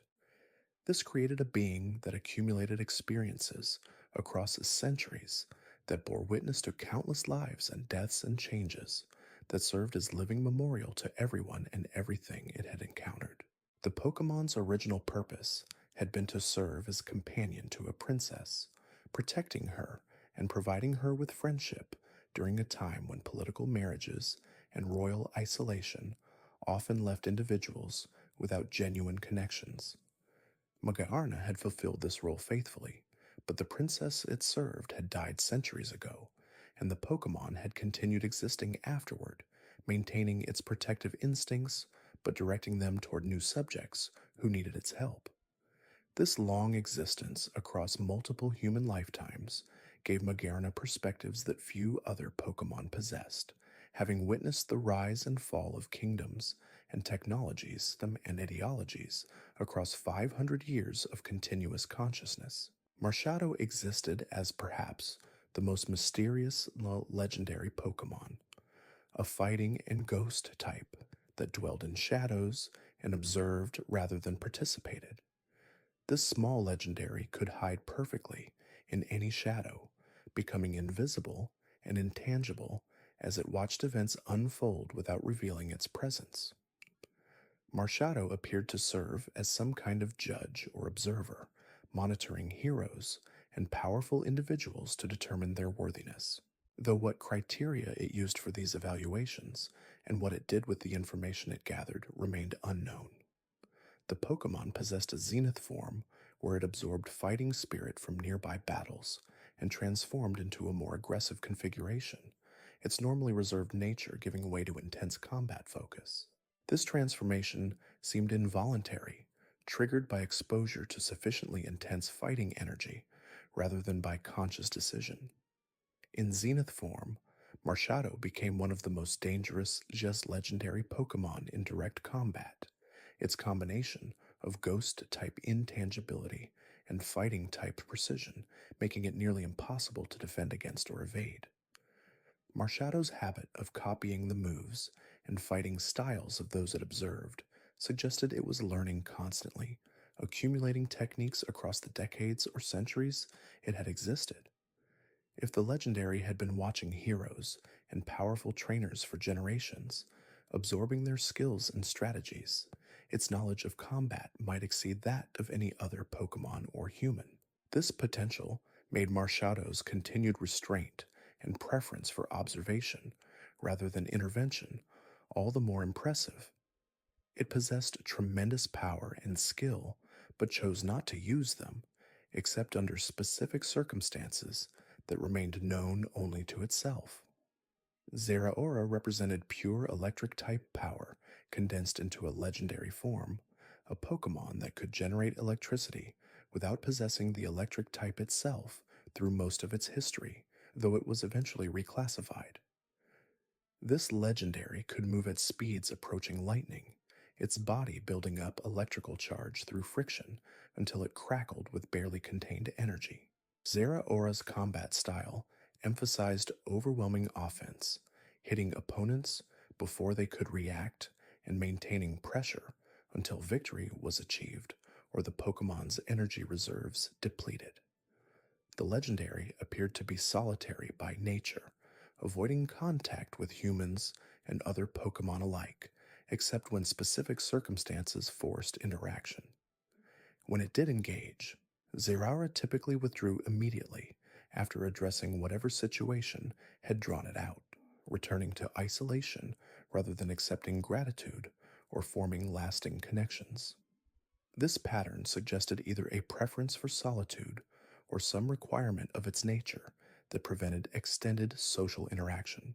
Meltan and Melmetal represented unusual entries in the legendary timeline, as Meltan was the only legendary besides Cosmogs capable of evolution, and it was also the only legendary that existed in large numbers, rather than as a unique being.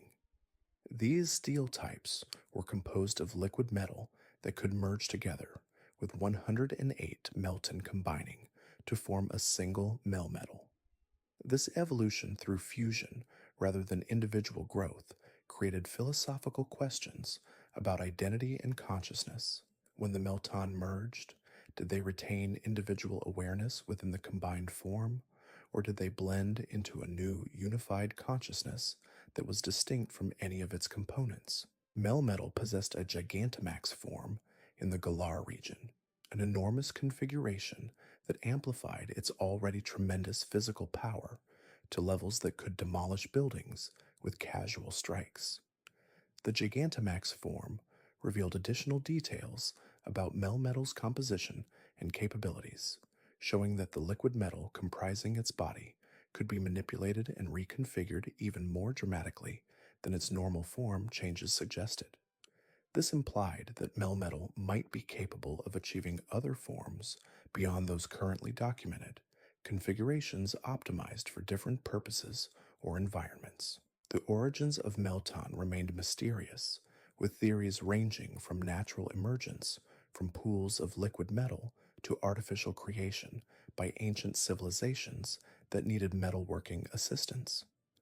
The fact that Melton appeared in large groups suggested either high reproduction rates or continuous generation from some source, though how steel-type Pokemon composed of liquid metal would reproduce, or where new specimens would come from, remained unexplained by current research.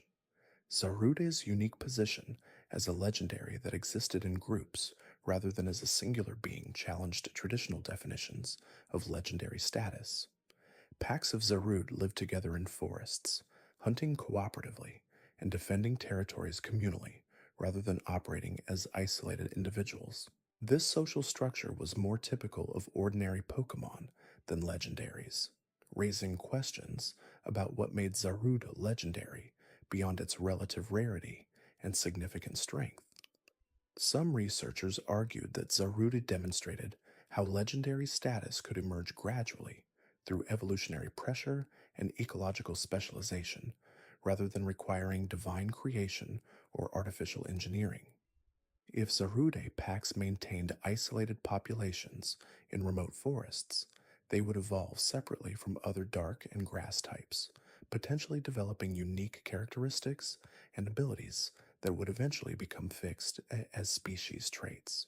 Over sufficient time, these isolated populations could diverge far enough from their ancestors and from each other to be considered separate species entirely. The phenomenon of a Zarude raising a human child suggested that the Pokemon's pack instincts could override species recognition in specific circumstances, allowing them to incorporate members who would normally be considered prey or rivals rather than family. This flexibility in social bonding indicated sophisticated emotional capabilities and decision-making processes that went beyond simple instinct, suggesting intelligence that approached or possibly exceeded human levels, despite Zarude's wild appearance and aggressive territorial behavior. Kubfu's journey from student to master embodied themes that resonated with martial arts traditions across human cultures. The idea that discipline and training could transform weakness into strength, that mastery required dedication over years of practice, that power without wisdom led to destruction rather than protection. The Pokemon's evolution into Urshifu represented a coming of age, a transition from student to master that required not just physical growth, but philosophical understanding of combat's purpose and the responsibilities that came with lethal capability. The two forms of Urshifu represented genuinely different martial philosophies rather than simple variations on a theme. Single strike style emphasized decisive action and complete commitment, the philosophy that hesitation and half measures led to defeat, that one perfect strike delivered with absolute conviction could end conflicts before they truly began. This approach valued preparation and timing over sustained engagement, training to recognize the critical moment and act without doubt or reservation. Rapid strike style embodied adaptability and flow, the philosophy that combat was dialogue with constantly shifting conditions, that rigid adherence to predetermined sequences led to defeat against opponents who could read and counter those patterns. This approach valued reading opponents and adjusting tactics mid battle, maintaining options and flexibility rather than committing everything to single attacks. Neither philosophy was superior. Both could achieve mastery, both could overcome powerful opponents, both had weaknesses that skilled enemies could exploit. Calyrex's decline from ancient ruler to forgotten legend illustrated how dependent some legendaries were on human belief and recognition for maintaining their power. The king had once commanded absolute authority across Galar, its psychic abilities and wisdom making it an ideal leader capable of seeing threats before they materialized and making decisions that benefited all citizens rather than serving narrow interests. However, as generations passed and the reasons for Calyrex's original elevation to leadership faded from memory, people stopped providing the faith and loyalty that had sustained its power. This relationship between belief and legendary power appeared elsewhere in the timeline. Ho-Ho-Oh's blessings were more effective when witnessed by those who genuinely revered it. The guardian deities of Alola grew stronger when their island's populations maintained traditional practices and respect, and even Arceus seemed to respond more readily to those who approached with appropriate reverence. Whether this reflected some fundamental mechanic where legendary power literally drew strength from worship, or simply demonstrated that legendaries chose to help those who respected them while ignoring those who did not, remained a subject of theological debate. Calyrex's bond with Glastrier, or Spectrier, represented symbiotic partnership rather than simple trainer-Pokemon relationship, the king and mount working together as equals rather than one commanding and the other obeying. This partnership model appeared in other legendary relationships as well. Latias and Latios operated as siblings, with neither dominating the other. Solgaleo and Lunala maintained equal status despite representing opposing forces, and Zacian and Zamazenta fought as coordinated team rather than as superior and subordinate. The horses themselves were legendary in their own right, Glastrier embodying the concept of unstoppable force that would freeze anyone attempting to block its path, Spectrier representing speed so extreme that it appeared to teleport rather than simply move quickly. Both had served Calyrex in ancient times before becoming separated when the king's power faded, wandering Galar independently until circumstances reunited them with their former rider. The reunion did not automatically restore Calyrex to full strength. That required not just bonding with the horses, but also regaining the faith and recognition of Galar's people, proving that legendary power was not purely individual, but depended on relationships and recognition from others. Regigigas stood as perhaps the most physically powerful legendary Pokemon, a colossus capable of moving continents and towing land masses across oceans through sheer strength. This normal type had shaped portions of the world's geography in prehistoric times, creating the regions and continents that would later support diverse civilizations and ecosystems.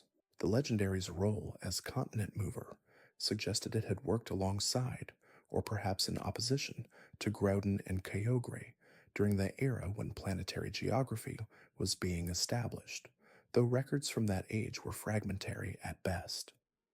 Regigigas had created the legendary golems as servants or children, or perhaps as experiments in creating life, though the exact relationship between creator and created remained unclear. Each golem embodied a different fundamental material: rock, ice, steel, electricity, and dragon energy compressed into crystalline forms, and each possessed capabilities that made them formidable despite being significantly weaker than their creator.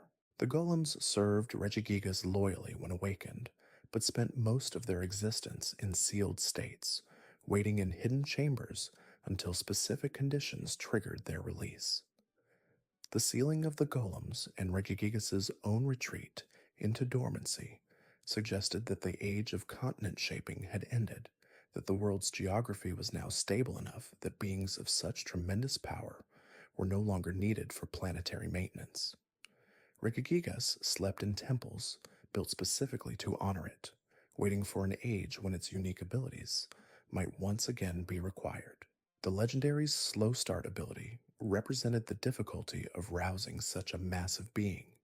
Even when awakened, it took time for Regigigas to fully activate and access its tremendous strength. The first few moments of consciousness spent sluggish and vulnerable as its systems came online. The relationship between Regigigas and Arceus remained a subject of speculation. Had the continent mover been created by the original one as a tool for planetary development, or had it emerged naturally from the Earth itself to serve this purpose? The fact that Regigigas was pure normal type rather than possessing ground or rock typing suggested it was not simply an expression of geological forces, but something more fundamental and versatile. The legendary's ability to create other legendary Pokemon implied creative power that approached Arceus's own, though on a much smaller scale and limited to specific types and forms. The existence of multiple Regis, Regirock, and Registeel in different regions suggested either that Regigigas had created numerous copies of each golem type, or that the golems could somehow reproduce despite their crystalline nature. If the latter, then Regigigas had not simply created individual servants, but had established entire species of legendary Pokemon, fundamentally different from the unique beings that characterized most legendary status. This would make Regigigas perhaps the only legendary Pokemon to have successfully created other legendary species, rather than just individual specimens. The Swords of Justice, Cobalion, Terrakion, and Verishion earned their legendary status through deeds rather than power alone, proving that legendary recognition could be achieved through heroism and moral example rather than requiring divine creation or overwhelming combat capability. These three had protected Pokemon from human aggression during wars and natural disasters, putting themselves at risk to save those who could not save themselves. Their willingness to fight against injustice, even when victory was uncertain, made them legends in the truest sense, beings whose actions inspired others and whose example set standards for behavior that others aspired to match. Keldeo's apprenticeship under the Swords of Justice represented a pathway to legendary status that was earned through training and dedication rather than being inherent from birth. The young Pokemon began as weak and inexperienced, barely able to defend itself, much less protect others. Through years of training and countless trials, it developed the strength and skill necessary to stand alongside its mentors as an equal. This progression from weakness to strength, from student to master, demonstrated that legendary status could be achieved through growth and effort, rather than requiring special birth or creation. The resolute form that Keldeo achieved upon completing its training represented not just a physical transformation, but a psychological one, the moment when the Pokemon fully internalized the lessons its teachers had provided and committed absolutely to the path they had shown it.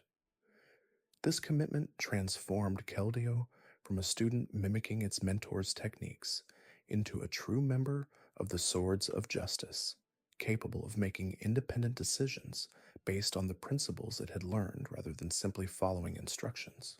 Victini's power to ensure victory seemed almost broken in its implications. If the Pokemon could truly guarantee success for whoever it bonded with, then possessing Victini should make someone invincible in battle and competition.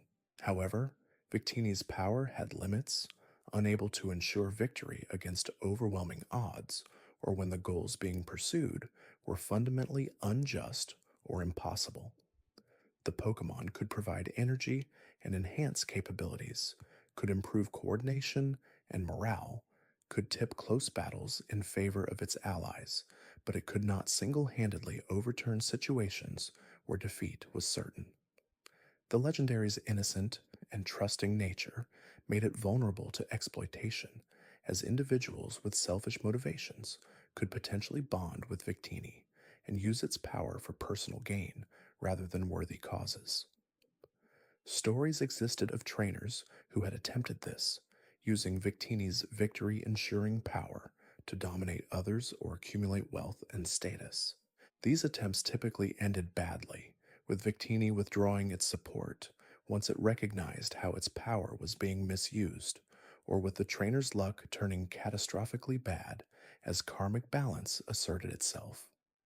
Meloetta's ability to inspire emotion through music positioned it as perhaps the most artistically inclined of all legendary Pokemon, a being for whom combat and power were secondary to creative expression and emotional connection. The legendary's performances in ancient times had apparently been transcendent experiences that audiences remembered for the rest of their lives, concerts that fundamentally changed how people viewed music and art and beauty. However, something had caused Meloetta to retreat from public performance, and modern sightings were extremely rare. Theories about Meloetta's withdrawal ranged from simple stage fright to traumatic events during past performances that had soured the Pokemon on public appearances. Some legends suggested that Meloetta's final public concert had ended in tragedy, with the intense emotions generated by its performance, causing audience members to lose control of themselves in ways that led to violence and chaos. If true, this would explain why the legendary now preferred solitude and why it rarely sang for anyone anymore. It had learned that its gift, while beautiful, was also dangerous when experienced by large groups unprepared for the intensity of feeling it could generate. The relationship between Meloetta's aria form and pirouette form reflected the relationship between different types of artistic expression: song and dance, sound and movement, contemplation and action. The transformation between forms demonstrated how art could shift between passive reception and active participation, between experiencing beauty and becoming part of it. Meloetta in aria form invited audiences to listen and feel, while pirouette form demanded that observers join in the movement and become participants rather than spectators.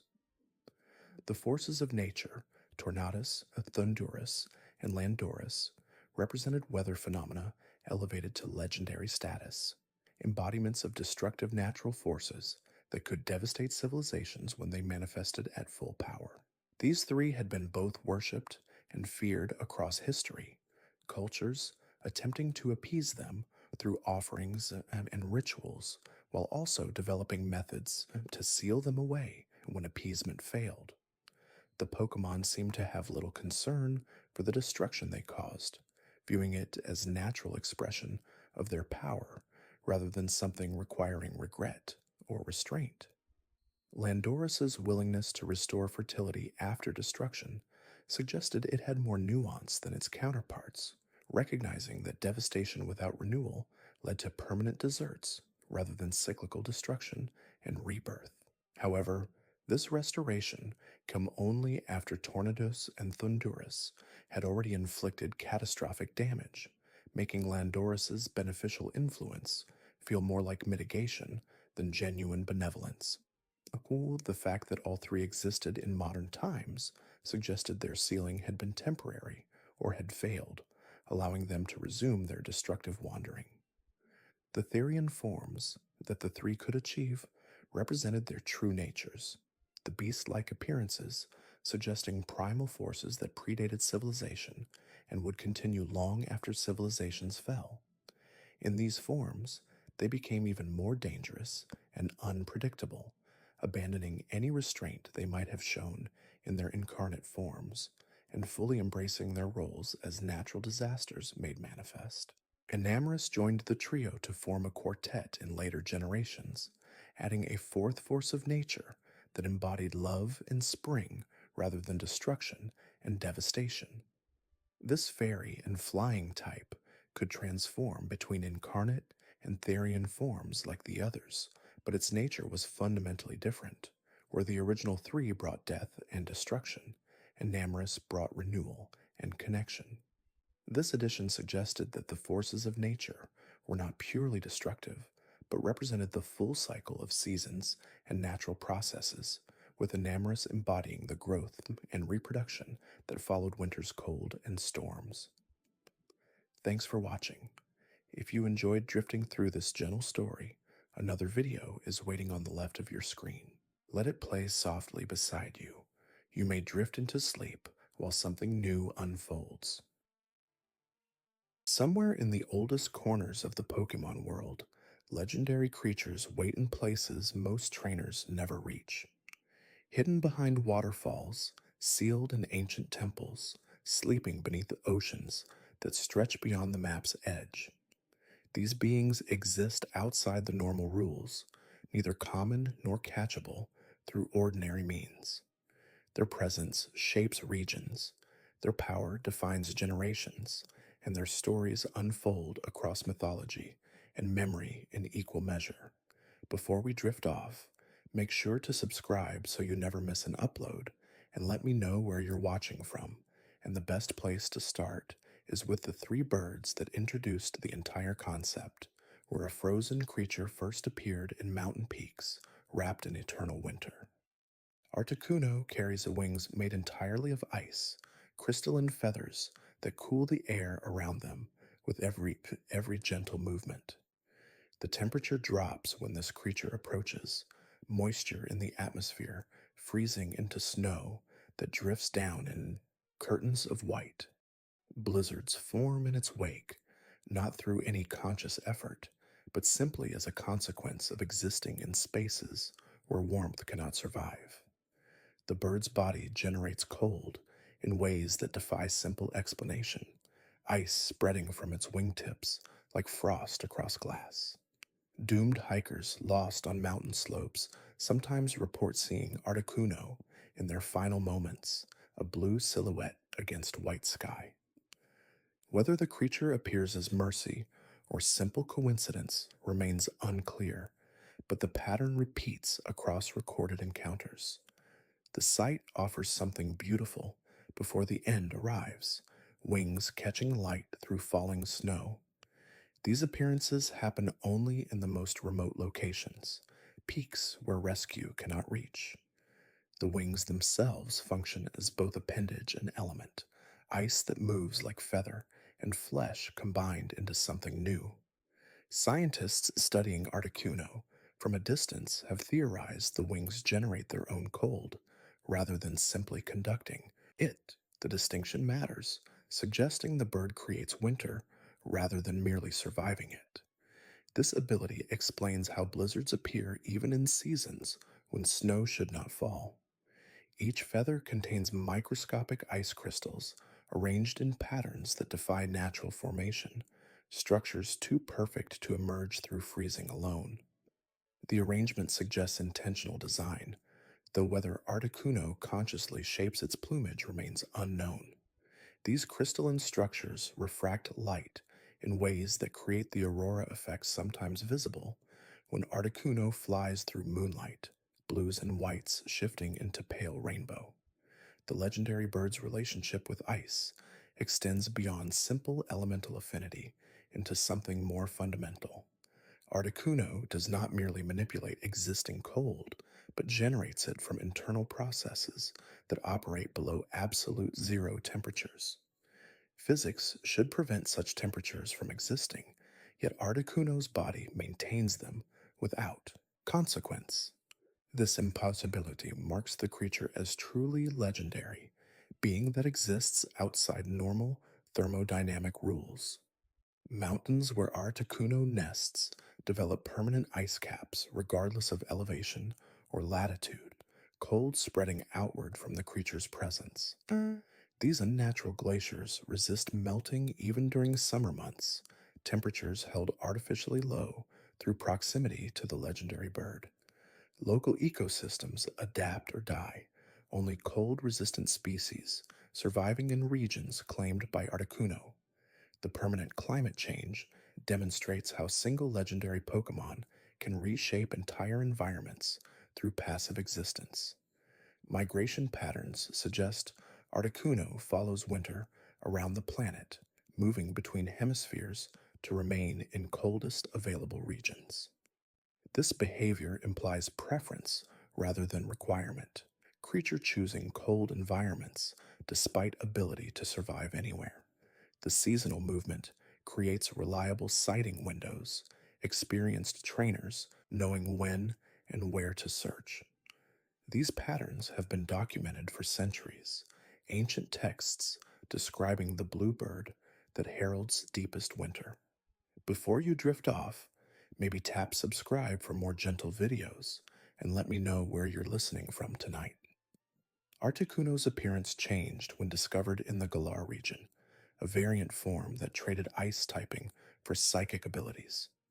This version keeps itself aloft through mental power alone, defying gravity without effort or explanation. The wings still spread wide, but their function shifted from physical flight to something less tangible. Psychic energy emanates from the creature in waves that can freeze opponents through a move called freezing glare.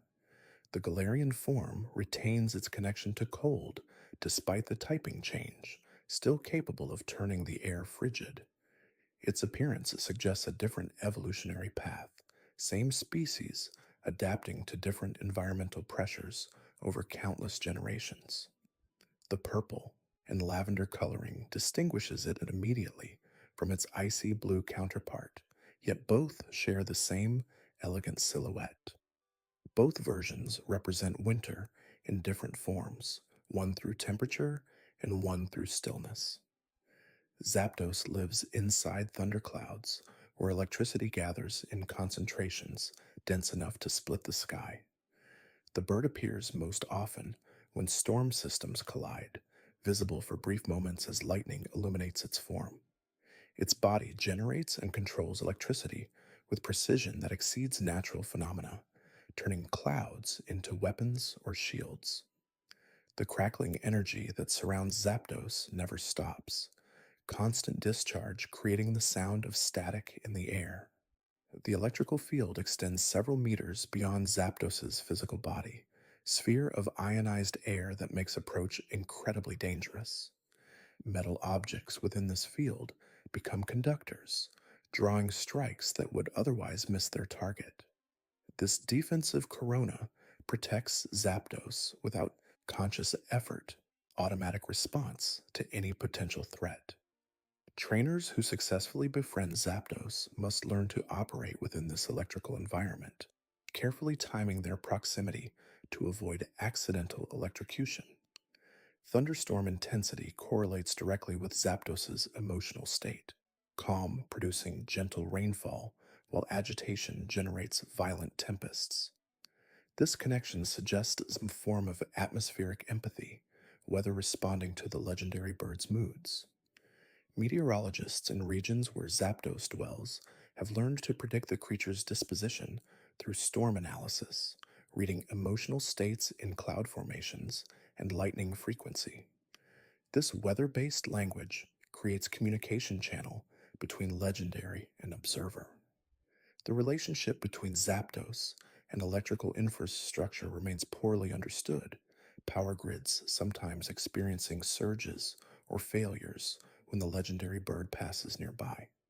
These fluctuations cause blackouts in urban areas, temporary darkness spreading across cities as Zapdos drains or overloads systems never designed to handle its output. Energy companies in affected regions have developed protocols for Zapdos encounters, shutting down sensitive equipment when the bird approaches to prevent permanent damage. Ancient cultures worshipped Zapdos as storm god, temples built on mountain peaks where sightings were most common.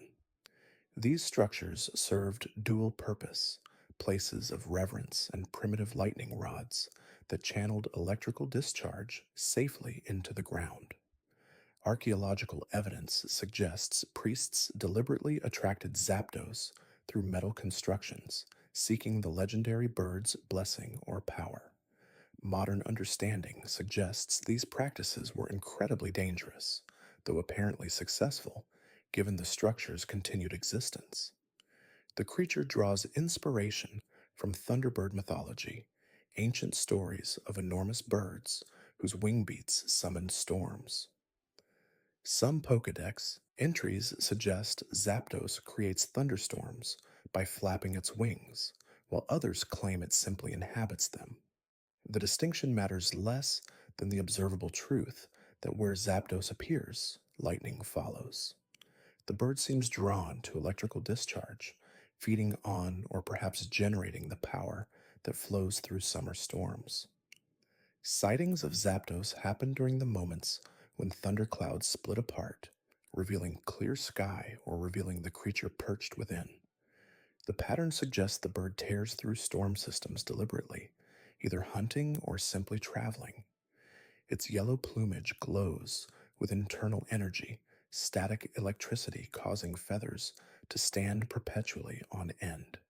This constant charge makes Zapdos dangerous to approach, even for those who might befriend other legendary creatures.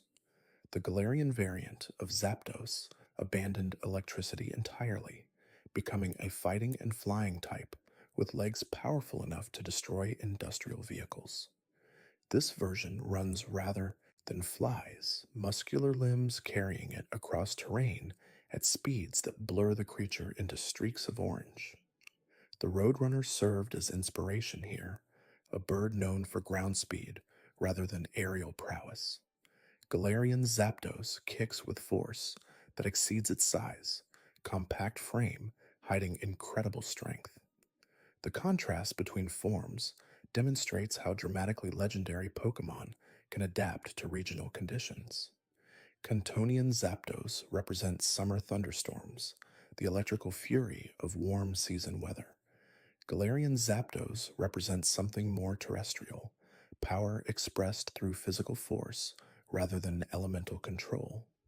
Both versions fill the same ecological role in different ways, apex predators operating at the top of their respective food chains. Moltres carries flames that never extinguish, fire burning across its body without consuming feather or flesh. The phoenix served as obvious inspiration, mythological bird that dies and resurrects through flame. This connection to fire and rebirth appears throughout Moltres' Pokedex entries, though the creature gets overshadowed by Ho-Oh in representing that particular concept. The flames intensify when Moltres feels threatened, temperature rising until the air shimmers with heat. The fire-coating Moltres' body maintains temperatures exceeding 3,000 degrees Fahrenheit, heat sufficient to melt most metals instantly. Yet the creature's underlying flesh remains unharmed, protected through supernatural means from its own flames. This protection extends to anything Moltres chooses to spare, selective immunity that allows the bird to carry objects or perch on structures without igniting them. The conscious control required for such precise heat management suggests intelligence far beyond simple animal cunning. Volcanic regions serve as Moltres' preferred habitat, creature drawn to places where Earth's internal heat reaches the surface. Active calderas provide both warmth and isolation. Few trainers willing to venture into active eruption zones. These volcanic nests become permanent over time, Moltres returning to same locations across years or decades. Geological surveys have identified several volcanoes whose activity patterns correlate with Moltres sightings, suggesting the legendary bird's presence affects magma flow. The connection between Moltres and spring renewal operates through fire's agricultural role, controlled burns clearing dead vegetation to enable new growth. Ancient farming communities deliberately summoned Moltres to their fields, requesting the legendary bird's flames to prepare soil for planting. These rituals involved offering rare berries and performing ceremonial dances, traditions preserved in rural areas, despite modern agricultural methods making them unnecessary. The persistence of these customs demonstrates Moltres' cultural significance beyond simple power. Ash left behind after Moltres passes through an area possesses unusual properties. Soil enriched beyond what normal combustion would produce. Plants grown in Moltres ash mature faster and yield more abundantly. Supernatural fertility granted through the legendary bird's flames. Farmers prize this ash highly, collecting it from known flight paths and hoarding it for important crops. The material's value has created black markets in some regions, illegal ash trading prosecuted as environmental crime. Early Pokedex entries describe Moltres bathing in lava to heal injuries, molten rock serving as restorative medicine. The image emphasizes the molten aspect of its name, Firebird, comfortable in environments that would incinerate most living things. Later entries shifted focus toward Moltres' connection to spring, positioning it as herald of seasonal change. The three legendary birds each represent a season, Zapdos claiming summer with its storms and Articuno owning winter through ice.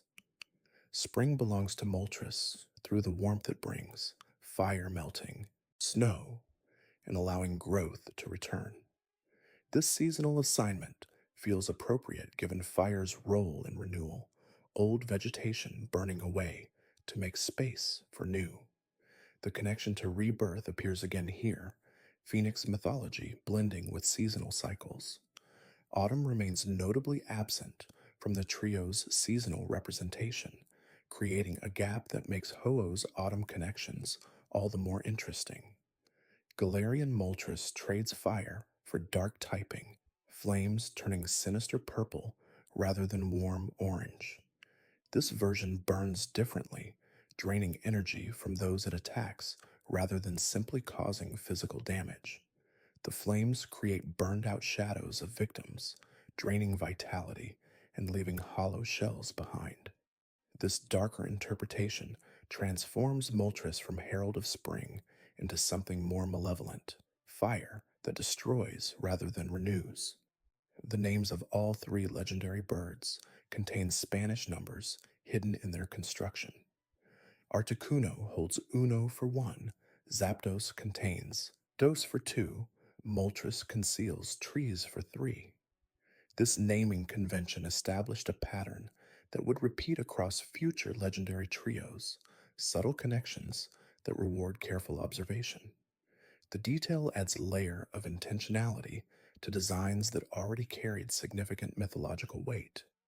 Mewtwo exists because humans pushed genetic engineering past ethical boundaries, creating the strongest Pokemon possible through artificial means.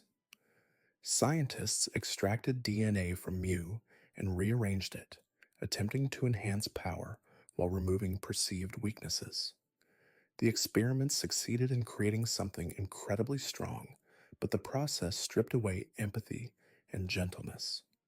Mewtwo focuses solely on battle, combat prowess elevated above all other considerations.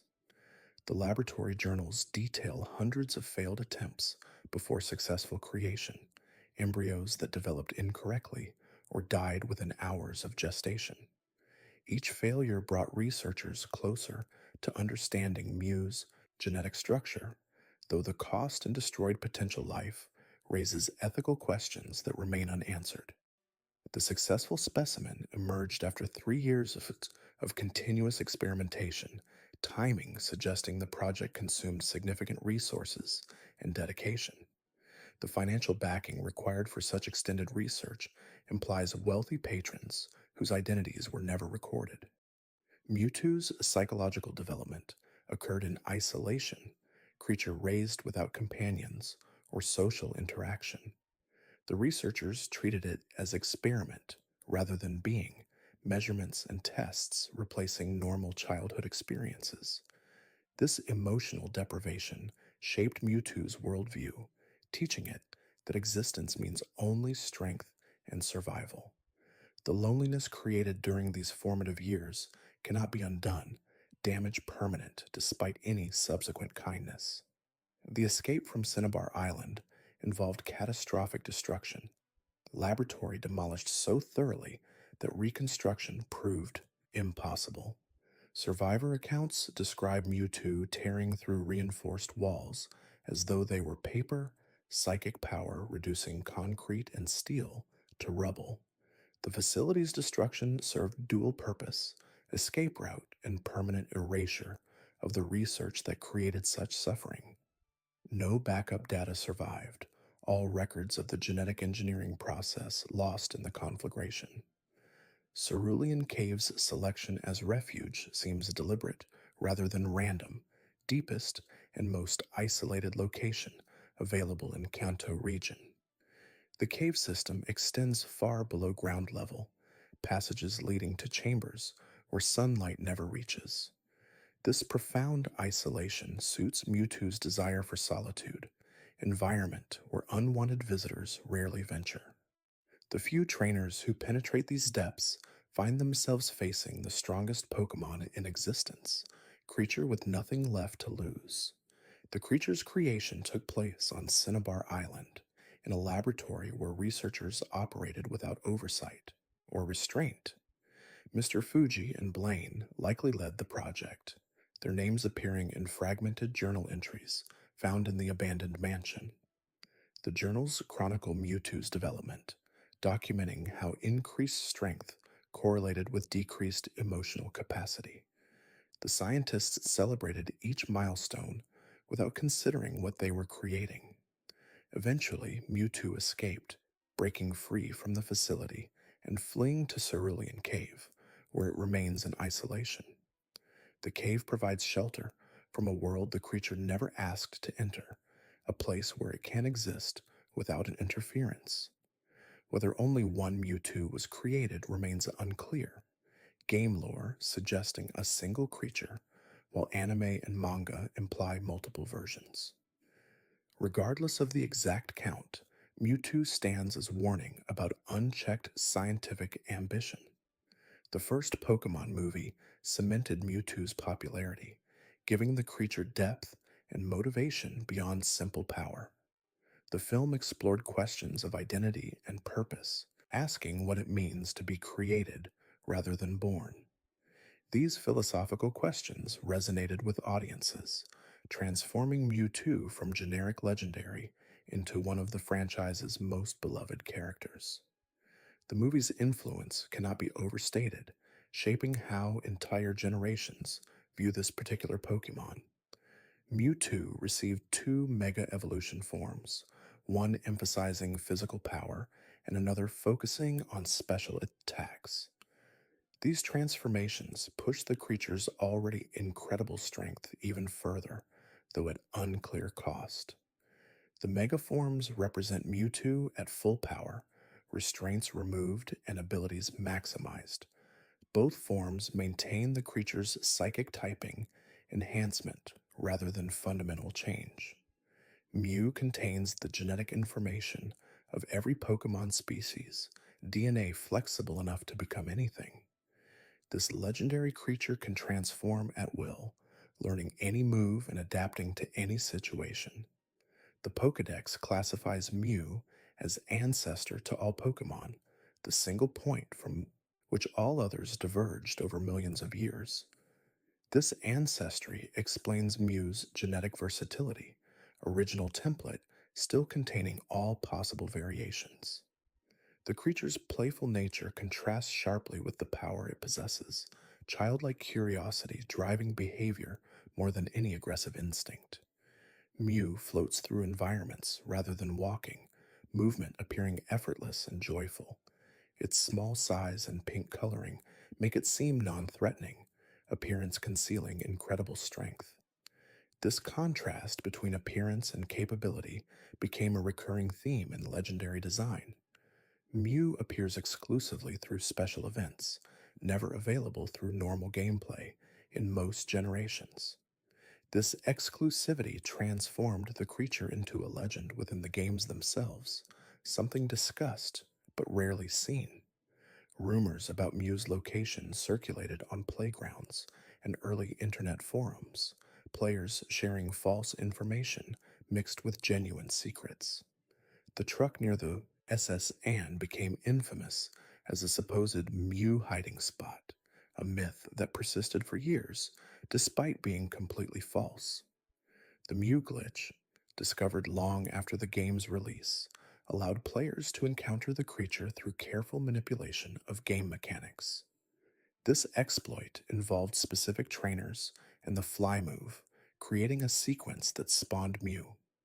The glitch's discovery reignited interest in the original games and demonstrated how much players cared about obtaining this particular Pokemon. The method spread through online communities, turning an impossible catch into an achievable goal. Mew's connection to Mewtwo creates a dark reflection, natural purity versus artificial enhancement. Where Mew embodies joy and curiosity, Mewtwo represents power and isolation. The two creatures share genetic material, but diverge completely in personality and purpose. This relationship defines both Pokemon, each one's meaning dependent on the other's existence. If you're still awake, halfway through, maybe subscribe before you drift off and tell me what time it is where you're watching from. Ho-Oh carries feathers that shimmer with rainbow coloring, each one reflecting light in ways that defy normal optics. The creature's appearance inspired reverence across Johto, temples built to honor the guardian who brings good fortune. Those who see Ho-Oh receive happiness, a blessing that transcends simple luck. The sacred ash that falls from Ho-Oh's wings possesses restorative properties powerful enough to revive fainted Pokemon, life-giving dust that reverses death itself. The rainbow effect emerges from feather microstructure, layers of keratin arranged at precise intervals to split light into component wavelengths. This natural diffraction creates colors that shift depending on viewing angle, appearance never quite the same twice. Scientists attempting to replicate this structure artificially have failed, suggesting the pattern requires living tissue to maintain proper alignment. The feathers retain their iridescence even after molting, shed plumage remaining beautiful indefinitely. Temples dedicated to Ho-Oh follow specific architectural principles, structures designed to channel sunlight in ways that create rainbow patterns at certain times. These sacred buildings serve as beacons, landmarks visible for miles that signal devotion and welcome. Pilgrims travel vast distances to witness the light displays, believing exposure to rainbow illumination grants Ho-Oh's blessing even without seeing the legendary bird itself. The temple's priests maintain these structures across generations, sacred duty passed from parent to child. The resurrection of three Pokemon from Brass Tower's ashes represents Ho-Oh's most significant act, divine intervention that changed the course of Johto's history. The burned tower contained dozens of Pokemon when flames consumed it, only three receiving the gift of rebirth. The selection criteria remain unknown, though legends suggest Ho-Oh chose beings whose suffering resonated with something in the legendary bird's nature. This arbitrary mercy raises theological questions among those who study Ho-Oh's mythology. Sacred ash production appears linked to Ho-Oh's emotional state, greater quantities falling during periods of contentment or joy. This connection suggests the ash represents tangible form of Ho-Oh's happiness, positive emotions crystallizing into healing dust. Collectors prize sacred ash for its ability to restore entire teams simultaneously, power unmatched by any manufactured medicine. The ash's scarcity makes it incredibly valuable, ounces trading for prices that would purchase houses in some regions. The Phoenix inspiration appears more strongly in Ho-Oh than in Moltres, resurrection mythology taking center stage. Legends speak of Ho-Oh resurrecting three Pokemon that perished in a burning tower, granting them new forms as the legendary beasts. This act of creation through resurrection defines Ho-Oh's role in Johto mythology, death transforming into rebirth through divine intervention. The rainbow coloring symbolizes hope after darkness, promise that destruction need not be permanent. Ho-Oh's connection to autumn appears through subtle details rather than explicit statements. The creature represents harvest and culmination, the final season before winter's rest. This seasonal assignment completes the cycle begun by the legendary birds, 4 seasons covered by 4 distinct legendary creatures. The intentionality behind this design demonstrates how carefully the developers planned these connections. Lugia dwells beneath the ocean surface, a massive creature capable of creating 40-day storms with casual wing beats. The anime movie established Lugia as master of the legendary birds, though this connection exists nowhere in game lore. The film's influence was so strong that many players assume the relationship is canon, when in reality, Lugia has no particular authority over Articuno, Zapdos, or Moltres. This disconnect between movie and game lore creates confusion that persists decades later. The ocean trench where Lugia resides reaches depths that challenge submarine exploration, pressure at such levels sufficient to crush steel hulls. The legendary bird somehow survives these conditions without specialized adaptations visible in its physiology, suggesting supernatural durability rather than biological pressure resistance. The trench's remoteness provides privacy that Lugia apparently craves, isolation chosen rather than imposed. The few documented sightings occur when the creature rises to shallower waters, brief surface visits before returning to abyssal darkness. Lugia's psychic abilities extend to communication with marine life, telepathic connection, allowing coordination with ocean Pokemon. This mental network creates early warning system, sea creatures alerting Lugia to surface world events that might require intervention. The communication operates continuously at low levels, background awareness of oceanic conditions that requires no conscious effort.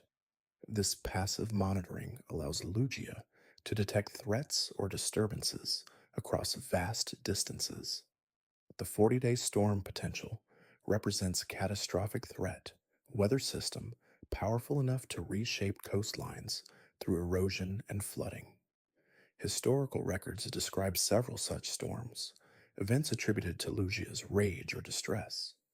These ancient tempests altered regional geography, islands submerged, and new land masses created through sediment displacement. Modern meteorological technology would classify such storms as beyond the theoretical maximum intensity, impossibilities made real through legendary power. Underwater acoustics research has detected what might be Lugia's vocalizations, low frequency sounds that travel thousands of miles through ocean. These calls occur irregularly, purpose unknown, though speculation ranges from territory marking to emotional expression. The haunting quality of the sounds has inspired numerous musical compositions, human attempts to capture the melancholy inherent in Lugia's isolation. Recording equipment occasionally captures these calls accidentally, submarines or research vessels documenting sounds whose source they cannot identify. The creature's design draws from multiple sources, including dragons and deep sea creatures. Lugia's aquatic nature seems almost accidental, the Pokemon receiving flying and psychic typing despite living underwater. This typing choice reflects the creature's original conception, design finalized before its oceanic role was decided. The discrepancy bothers some fans, who feel Lugia should be water type, though the existing types have become too iconic to change. Lugia lives in isolation, choosing to remain beneath the waves because its power threatens anything nearby. The storms it creates are unintentional, a consequence of movement rather than deliberate action. This self imposed exile demonstrates awareness of the danger it poses, choosing loneliness over potential destruction. The decision speaks to wisdom and restraint, qualities not typically associated with legendary Pokemon. The three legendary beasts originated as ordinary Pokemon who died when Brass Tower burned to the ground. Ho-Oh resurrected them, transforming their bodies and granting new forms suited to the manner of their deaths. Raikou emerged from the creature struck by lightning, electricity becoming part of its essence. Entei rose from flames, fire absorbed into resurrected flesh. Suicune came from the Pokemon, drowned by falling water, purification through drowning, creating a being that cleanses. The original species of these three Pokemon remains subject to debate, no consensus emerging despite extensive research into historical records. Some scholars suggest they were Flareon, Jolteon, and Vaporeon, evolution stones, explaining their elemental affinities. Others propose they were entirely different species, identities lost to time and transformation. The question matters for understanding what resurrection through Ho-Oh actually means, whether it preserves original nature or completely overwrites it with new form. Each beast's post-resurrection behavior suggests trauma from their deaths, wandering patterns reflecting inability to settle or find peace. They roam constantly, never remaining in one location longer than necessary. This restless movement appears compulsive rather than purposeful, endless journey without clear destination. Psychologists studying legendary Pokemon behavior interpret this wandering as coping mechanism, motion preventing the beasts from confronting their unnatural resurrection. Raikou's lightning strikes leave scorch marks in distinct patterns, electrical discharge burning shapes into ground that remain visible for years. These marks serve as territorial markers or possibly communication attempts, messages left for beings capable of reading them. The pattern's complexity suggests deliberate design, lightning controlled with surgical precision rather than allowed to discharge randomly. Linguists have attempted to decode these burn patterns, searching for language in the shapes, though no consensus interpretation has emerged. The thunder accompanying Raikou's roar operates at frequencies below human hearing range, infrasound that creates visceral unease in those nearby. This acoustic weapon disorients prey or threats, physical discomfort, preventing effective opposition. The evolutionary advantage of such capability seems clear, though its emergence in resurrected form raises questions about whether Ho-Oh consciously granted this ability or whether it emerged naturally from Raikou's electrical nature.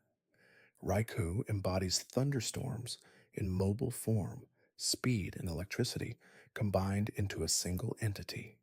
The creature races across landscapes, leaving electrical discharge in its wake, never staying long enough for detailed observation.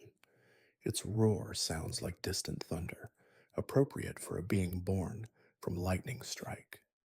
The tiger inspiration appears in Raikou's striped design, powerful predator reimagined as elemental force. Entei represents volcanic eruptions and uncontrolled fire, magma made manifest in living form. Each bark from Entei causes a volcano somewhere in the world to erupt, power spread across the globe through sound alone. The creature wanders constantly, never settling in one location long enough to call it home. This restless movement mirrors fire's nature, element that consumes and moves on. Suicune purifies polluted water simply by being near it, contamination clearing as though it never existed. The creature runs across water surfaces without breaking through, weight distributed in ways that physics cannot explain.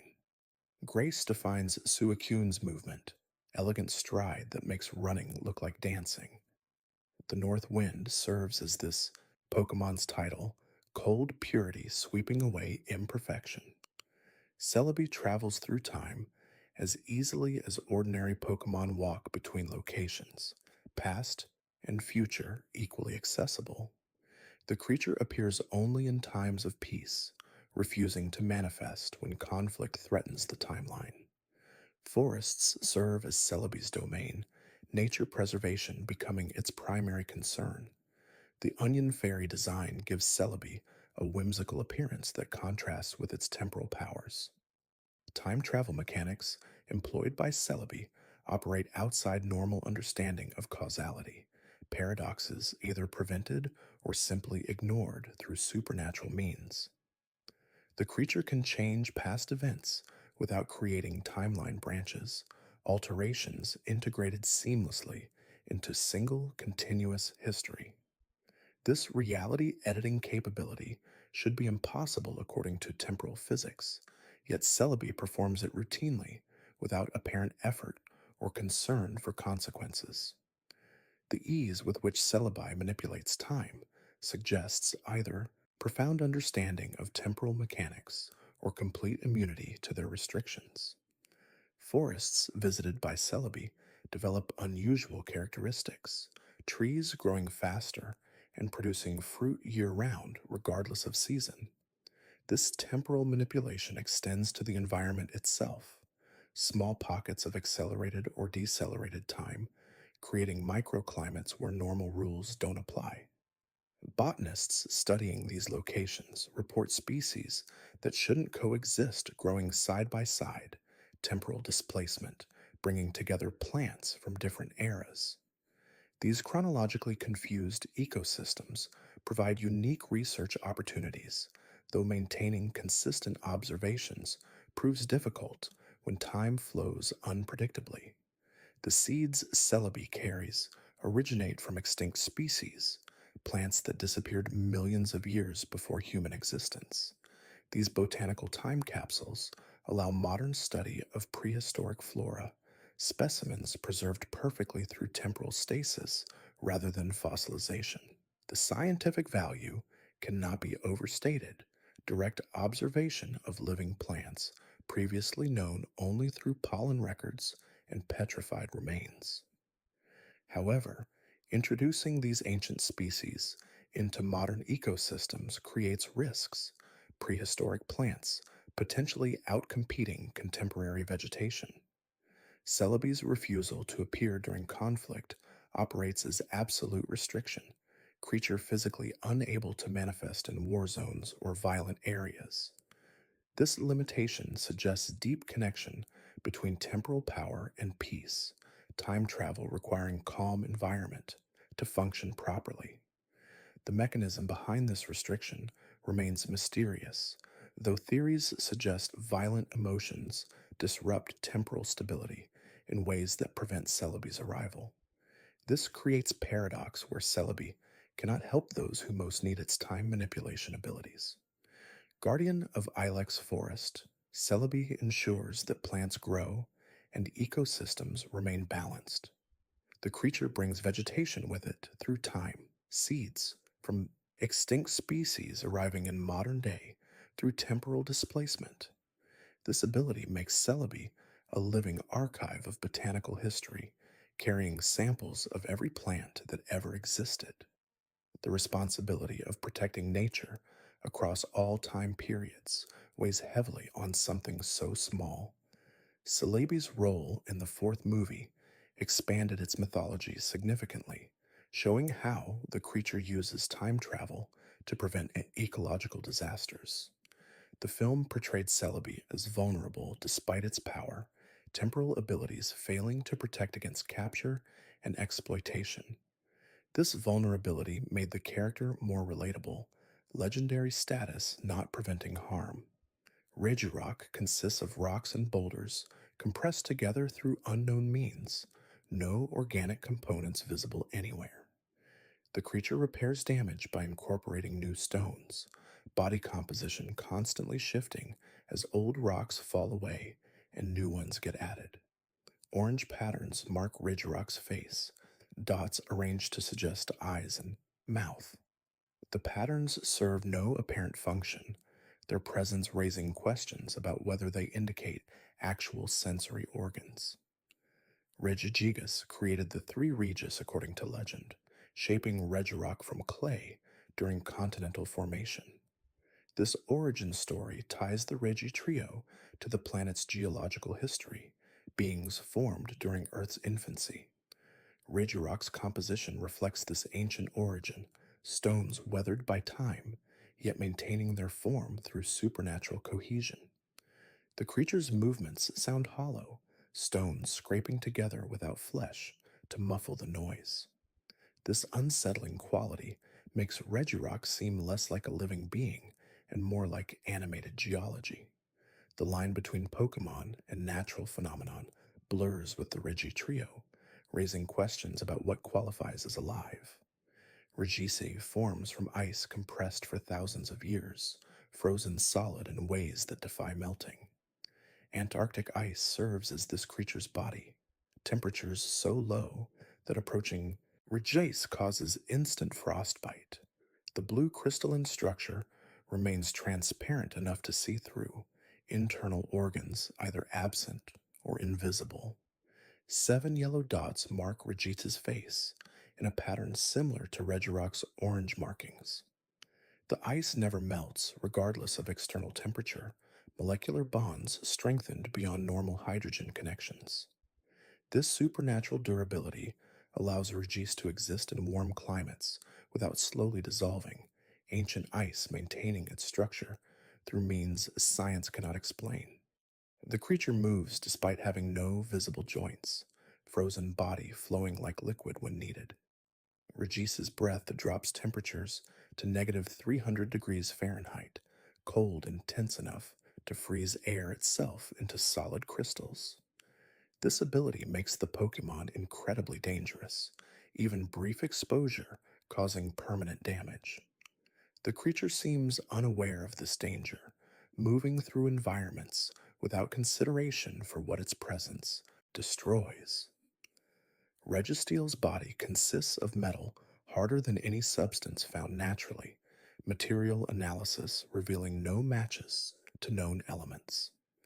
The metal resists scratching and corrosion despite being incredibly ancient, surface maintaining pristine condition across millennia.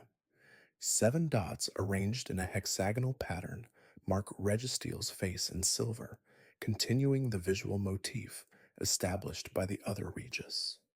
The creature's hollow interior contains no organs or mechanisms, empty metal shell somehow achieving movement and thought.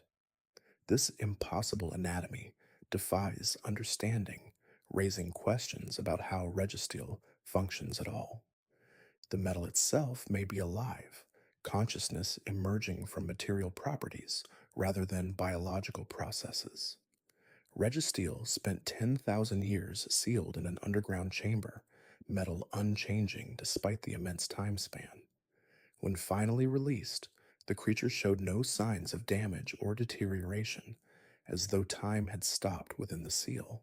This durability exceeds even legendary standards, suggesting properties beyond simple toughness. The three Regis share several characteristics beyond their type diversity, unified design language marking them as related. The dot patterns on their faces match in structure, if not in exact arrangement, 7 points configured into geometric shapes. Their bodies lack traditional organic components, each one made from inorganic materials, given life through unknown means. The inability to speak forms another commonality, the Regis communicating through mechanical sounds and cryptic patterns rather than language. Latias and Latios represent a legendary pair defined by emotional connection and psychic power. Both can refract light to become invisible, effectively disappearing from sight while remaining physically present. Their feathers feel smooth like glass, texture reflecting their dragon typing despite appearing more avian. The siblings share a deep bond, sensing each other's presence and emotional states across vast distances. Latias demonstrates high intelligence and emotional sensitivity, perceiving human feelings with clarity that exceeds human empathy. The creature uses telepathy to communicate, images and emotions transmitted directly into minds.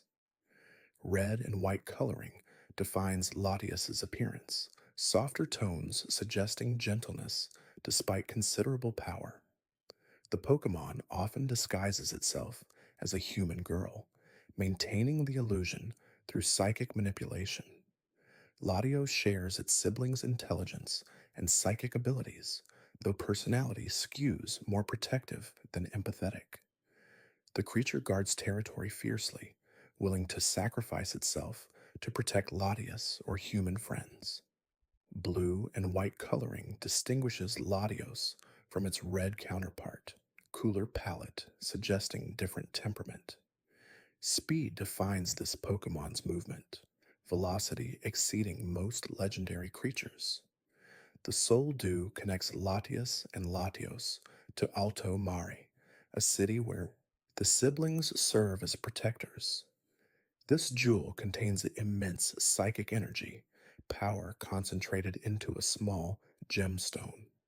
Legends suggest the Soul Dew forms when one of the siblings dies, their essence crystallizing into permanent form. This dark origin gives the item emotional weight beyond simple mechanical function. Kyogre expanded the oceans through power over water itself, rain falling endlessly when this creature wakes. Primal Reversion transforms Kyogre into an even more powerful form, ancient strength returning after millennia of dormancy. The whale-like design emphasizes size and grace, massive body moving through water with surprising elegance.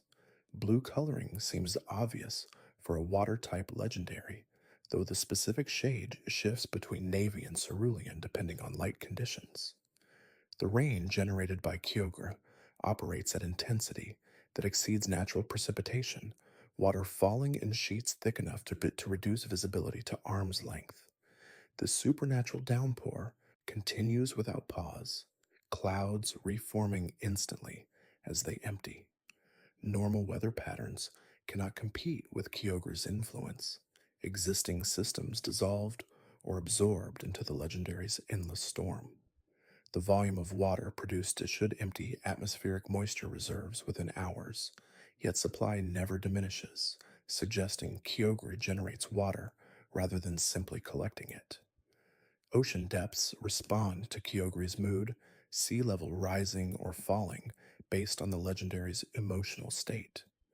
Coastal communities in regions where Kyogre dwells build flexible infrastructure, structures designed to accommodate significant elevation changes. This adaptive architecture acknowledges that Kyogre's power extends beyond simple weather control into fundamental alteration of ocean volume. The mechanism behind these sea level changes remains unclear, water appearing or disappearing without an obvious source or destination. Primal reversion strips away evolutionary accommodations developed during dormancy, exposing original prehistoric form. The transformation reverses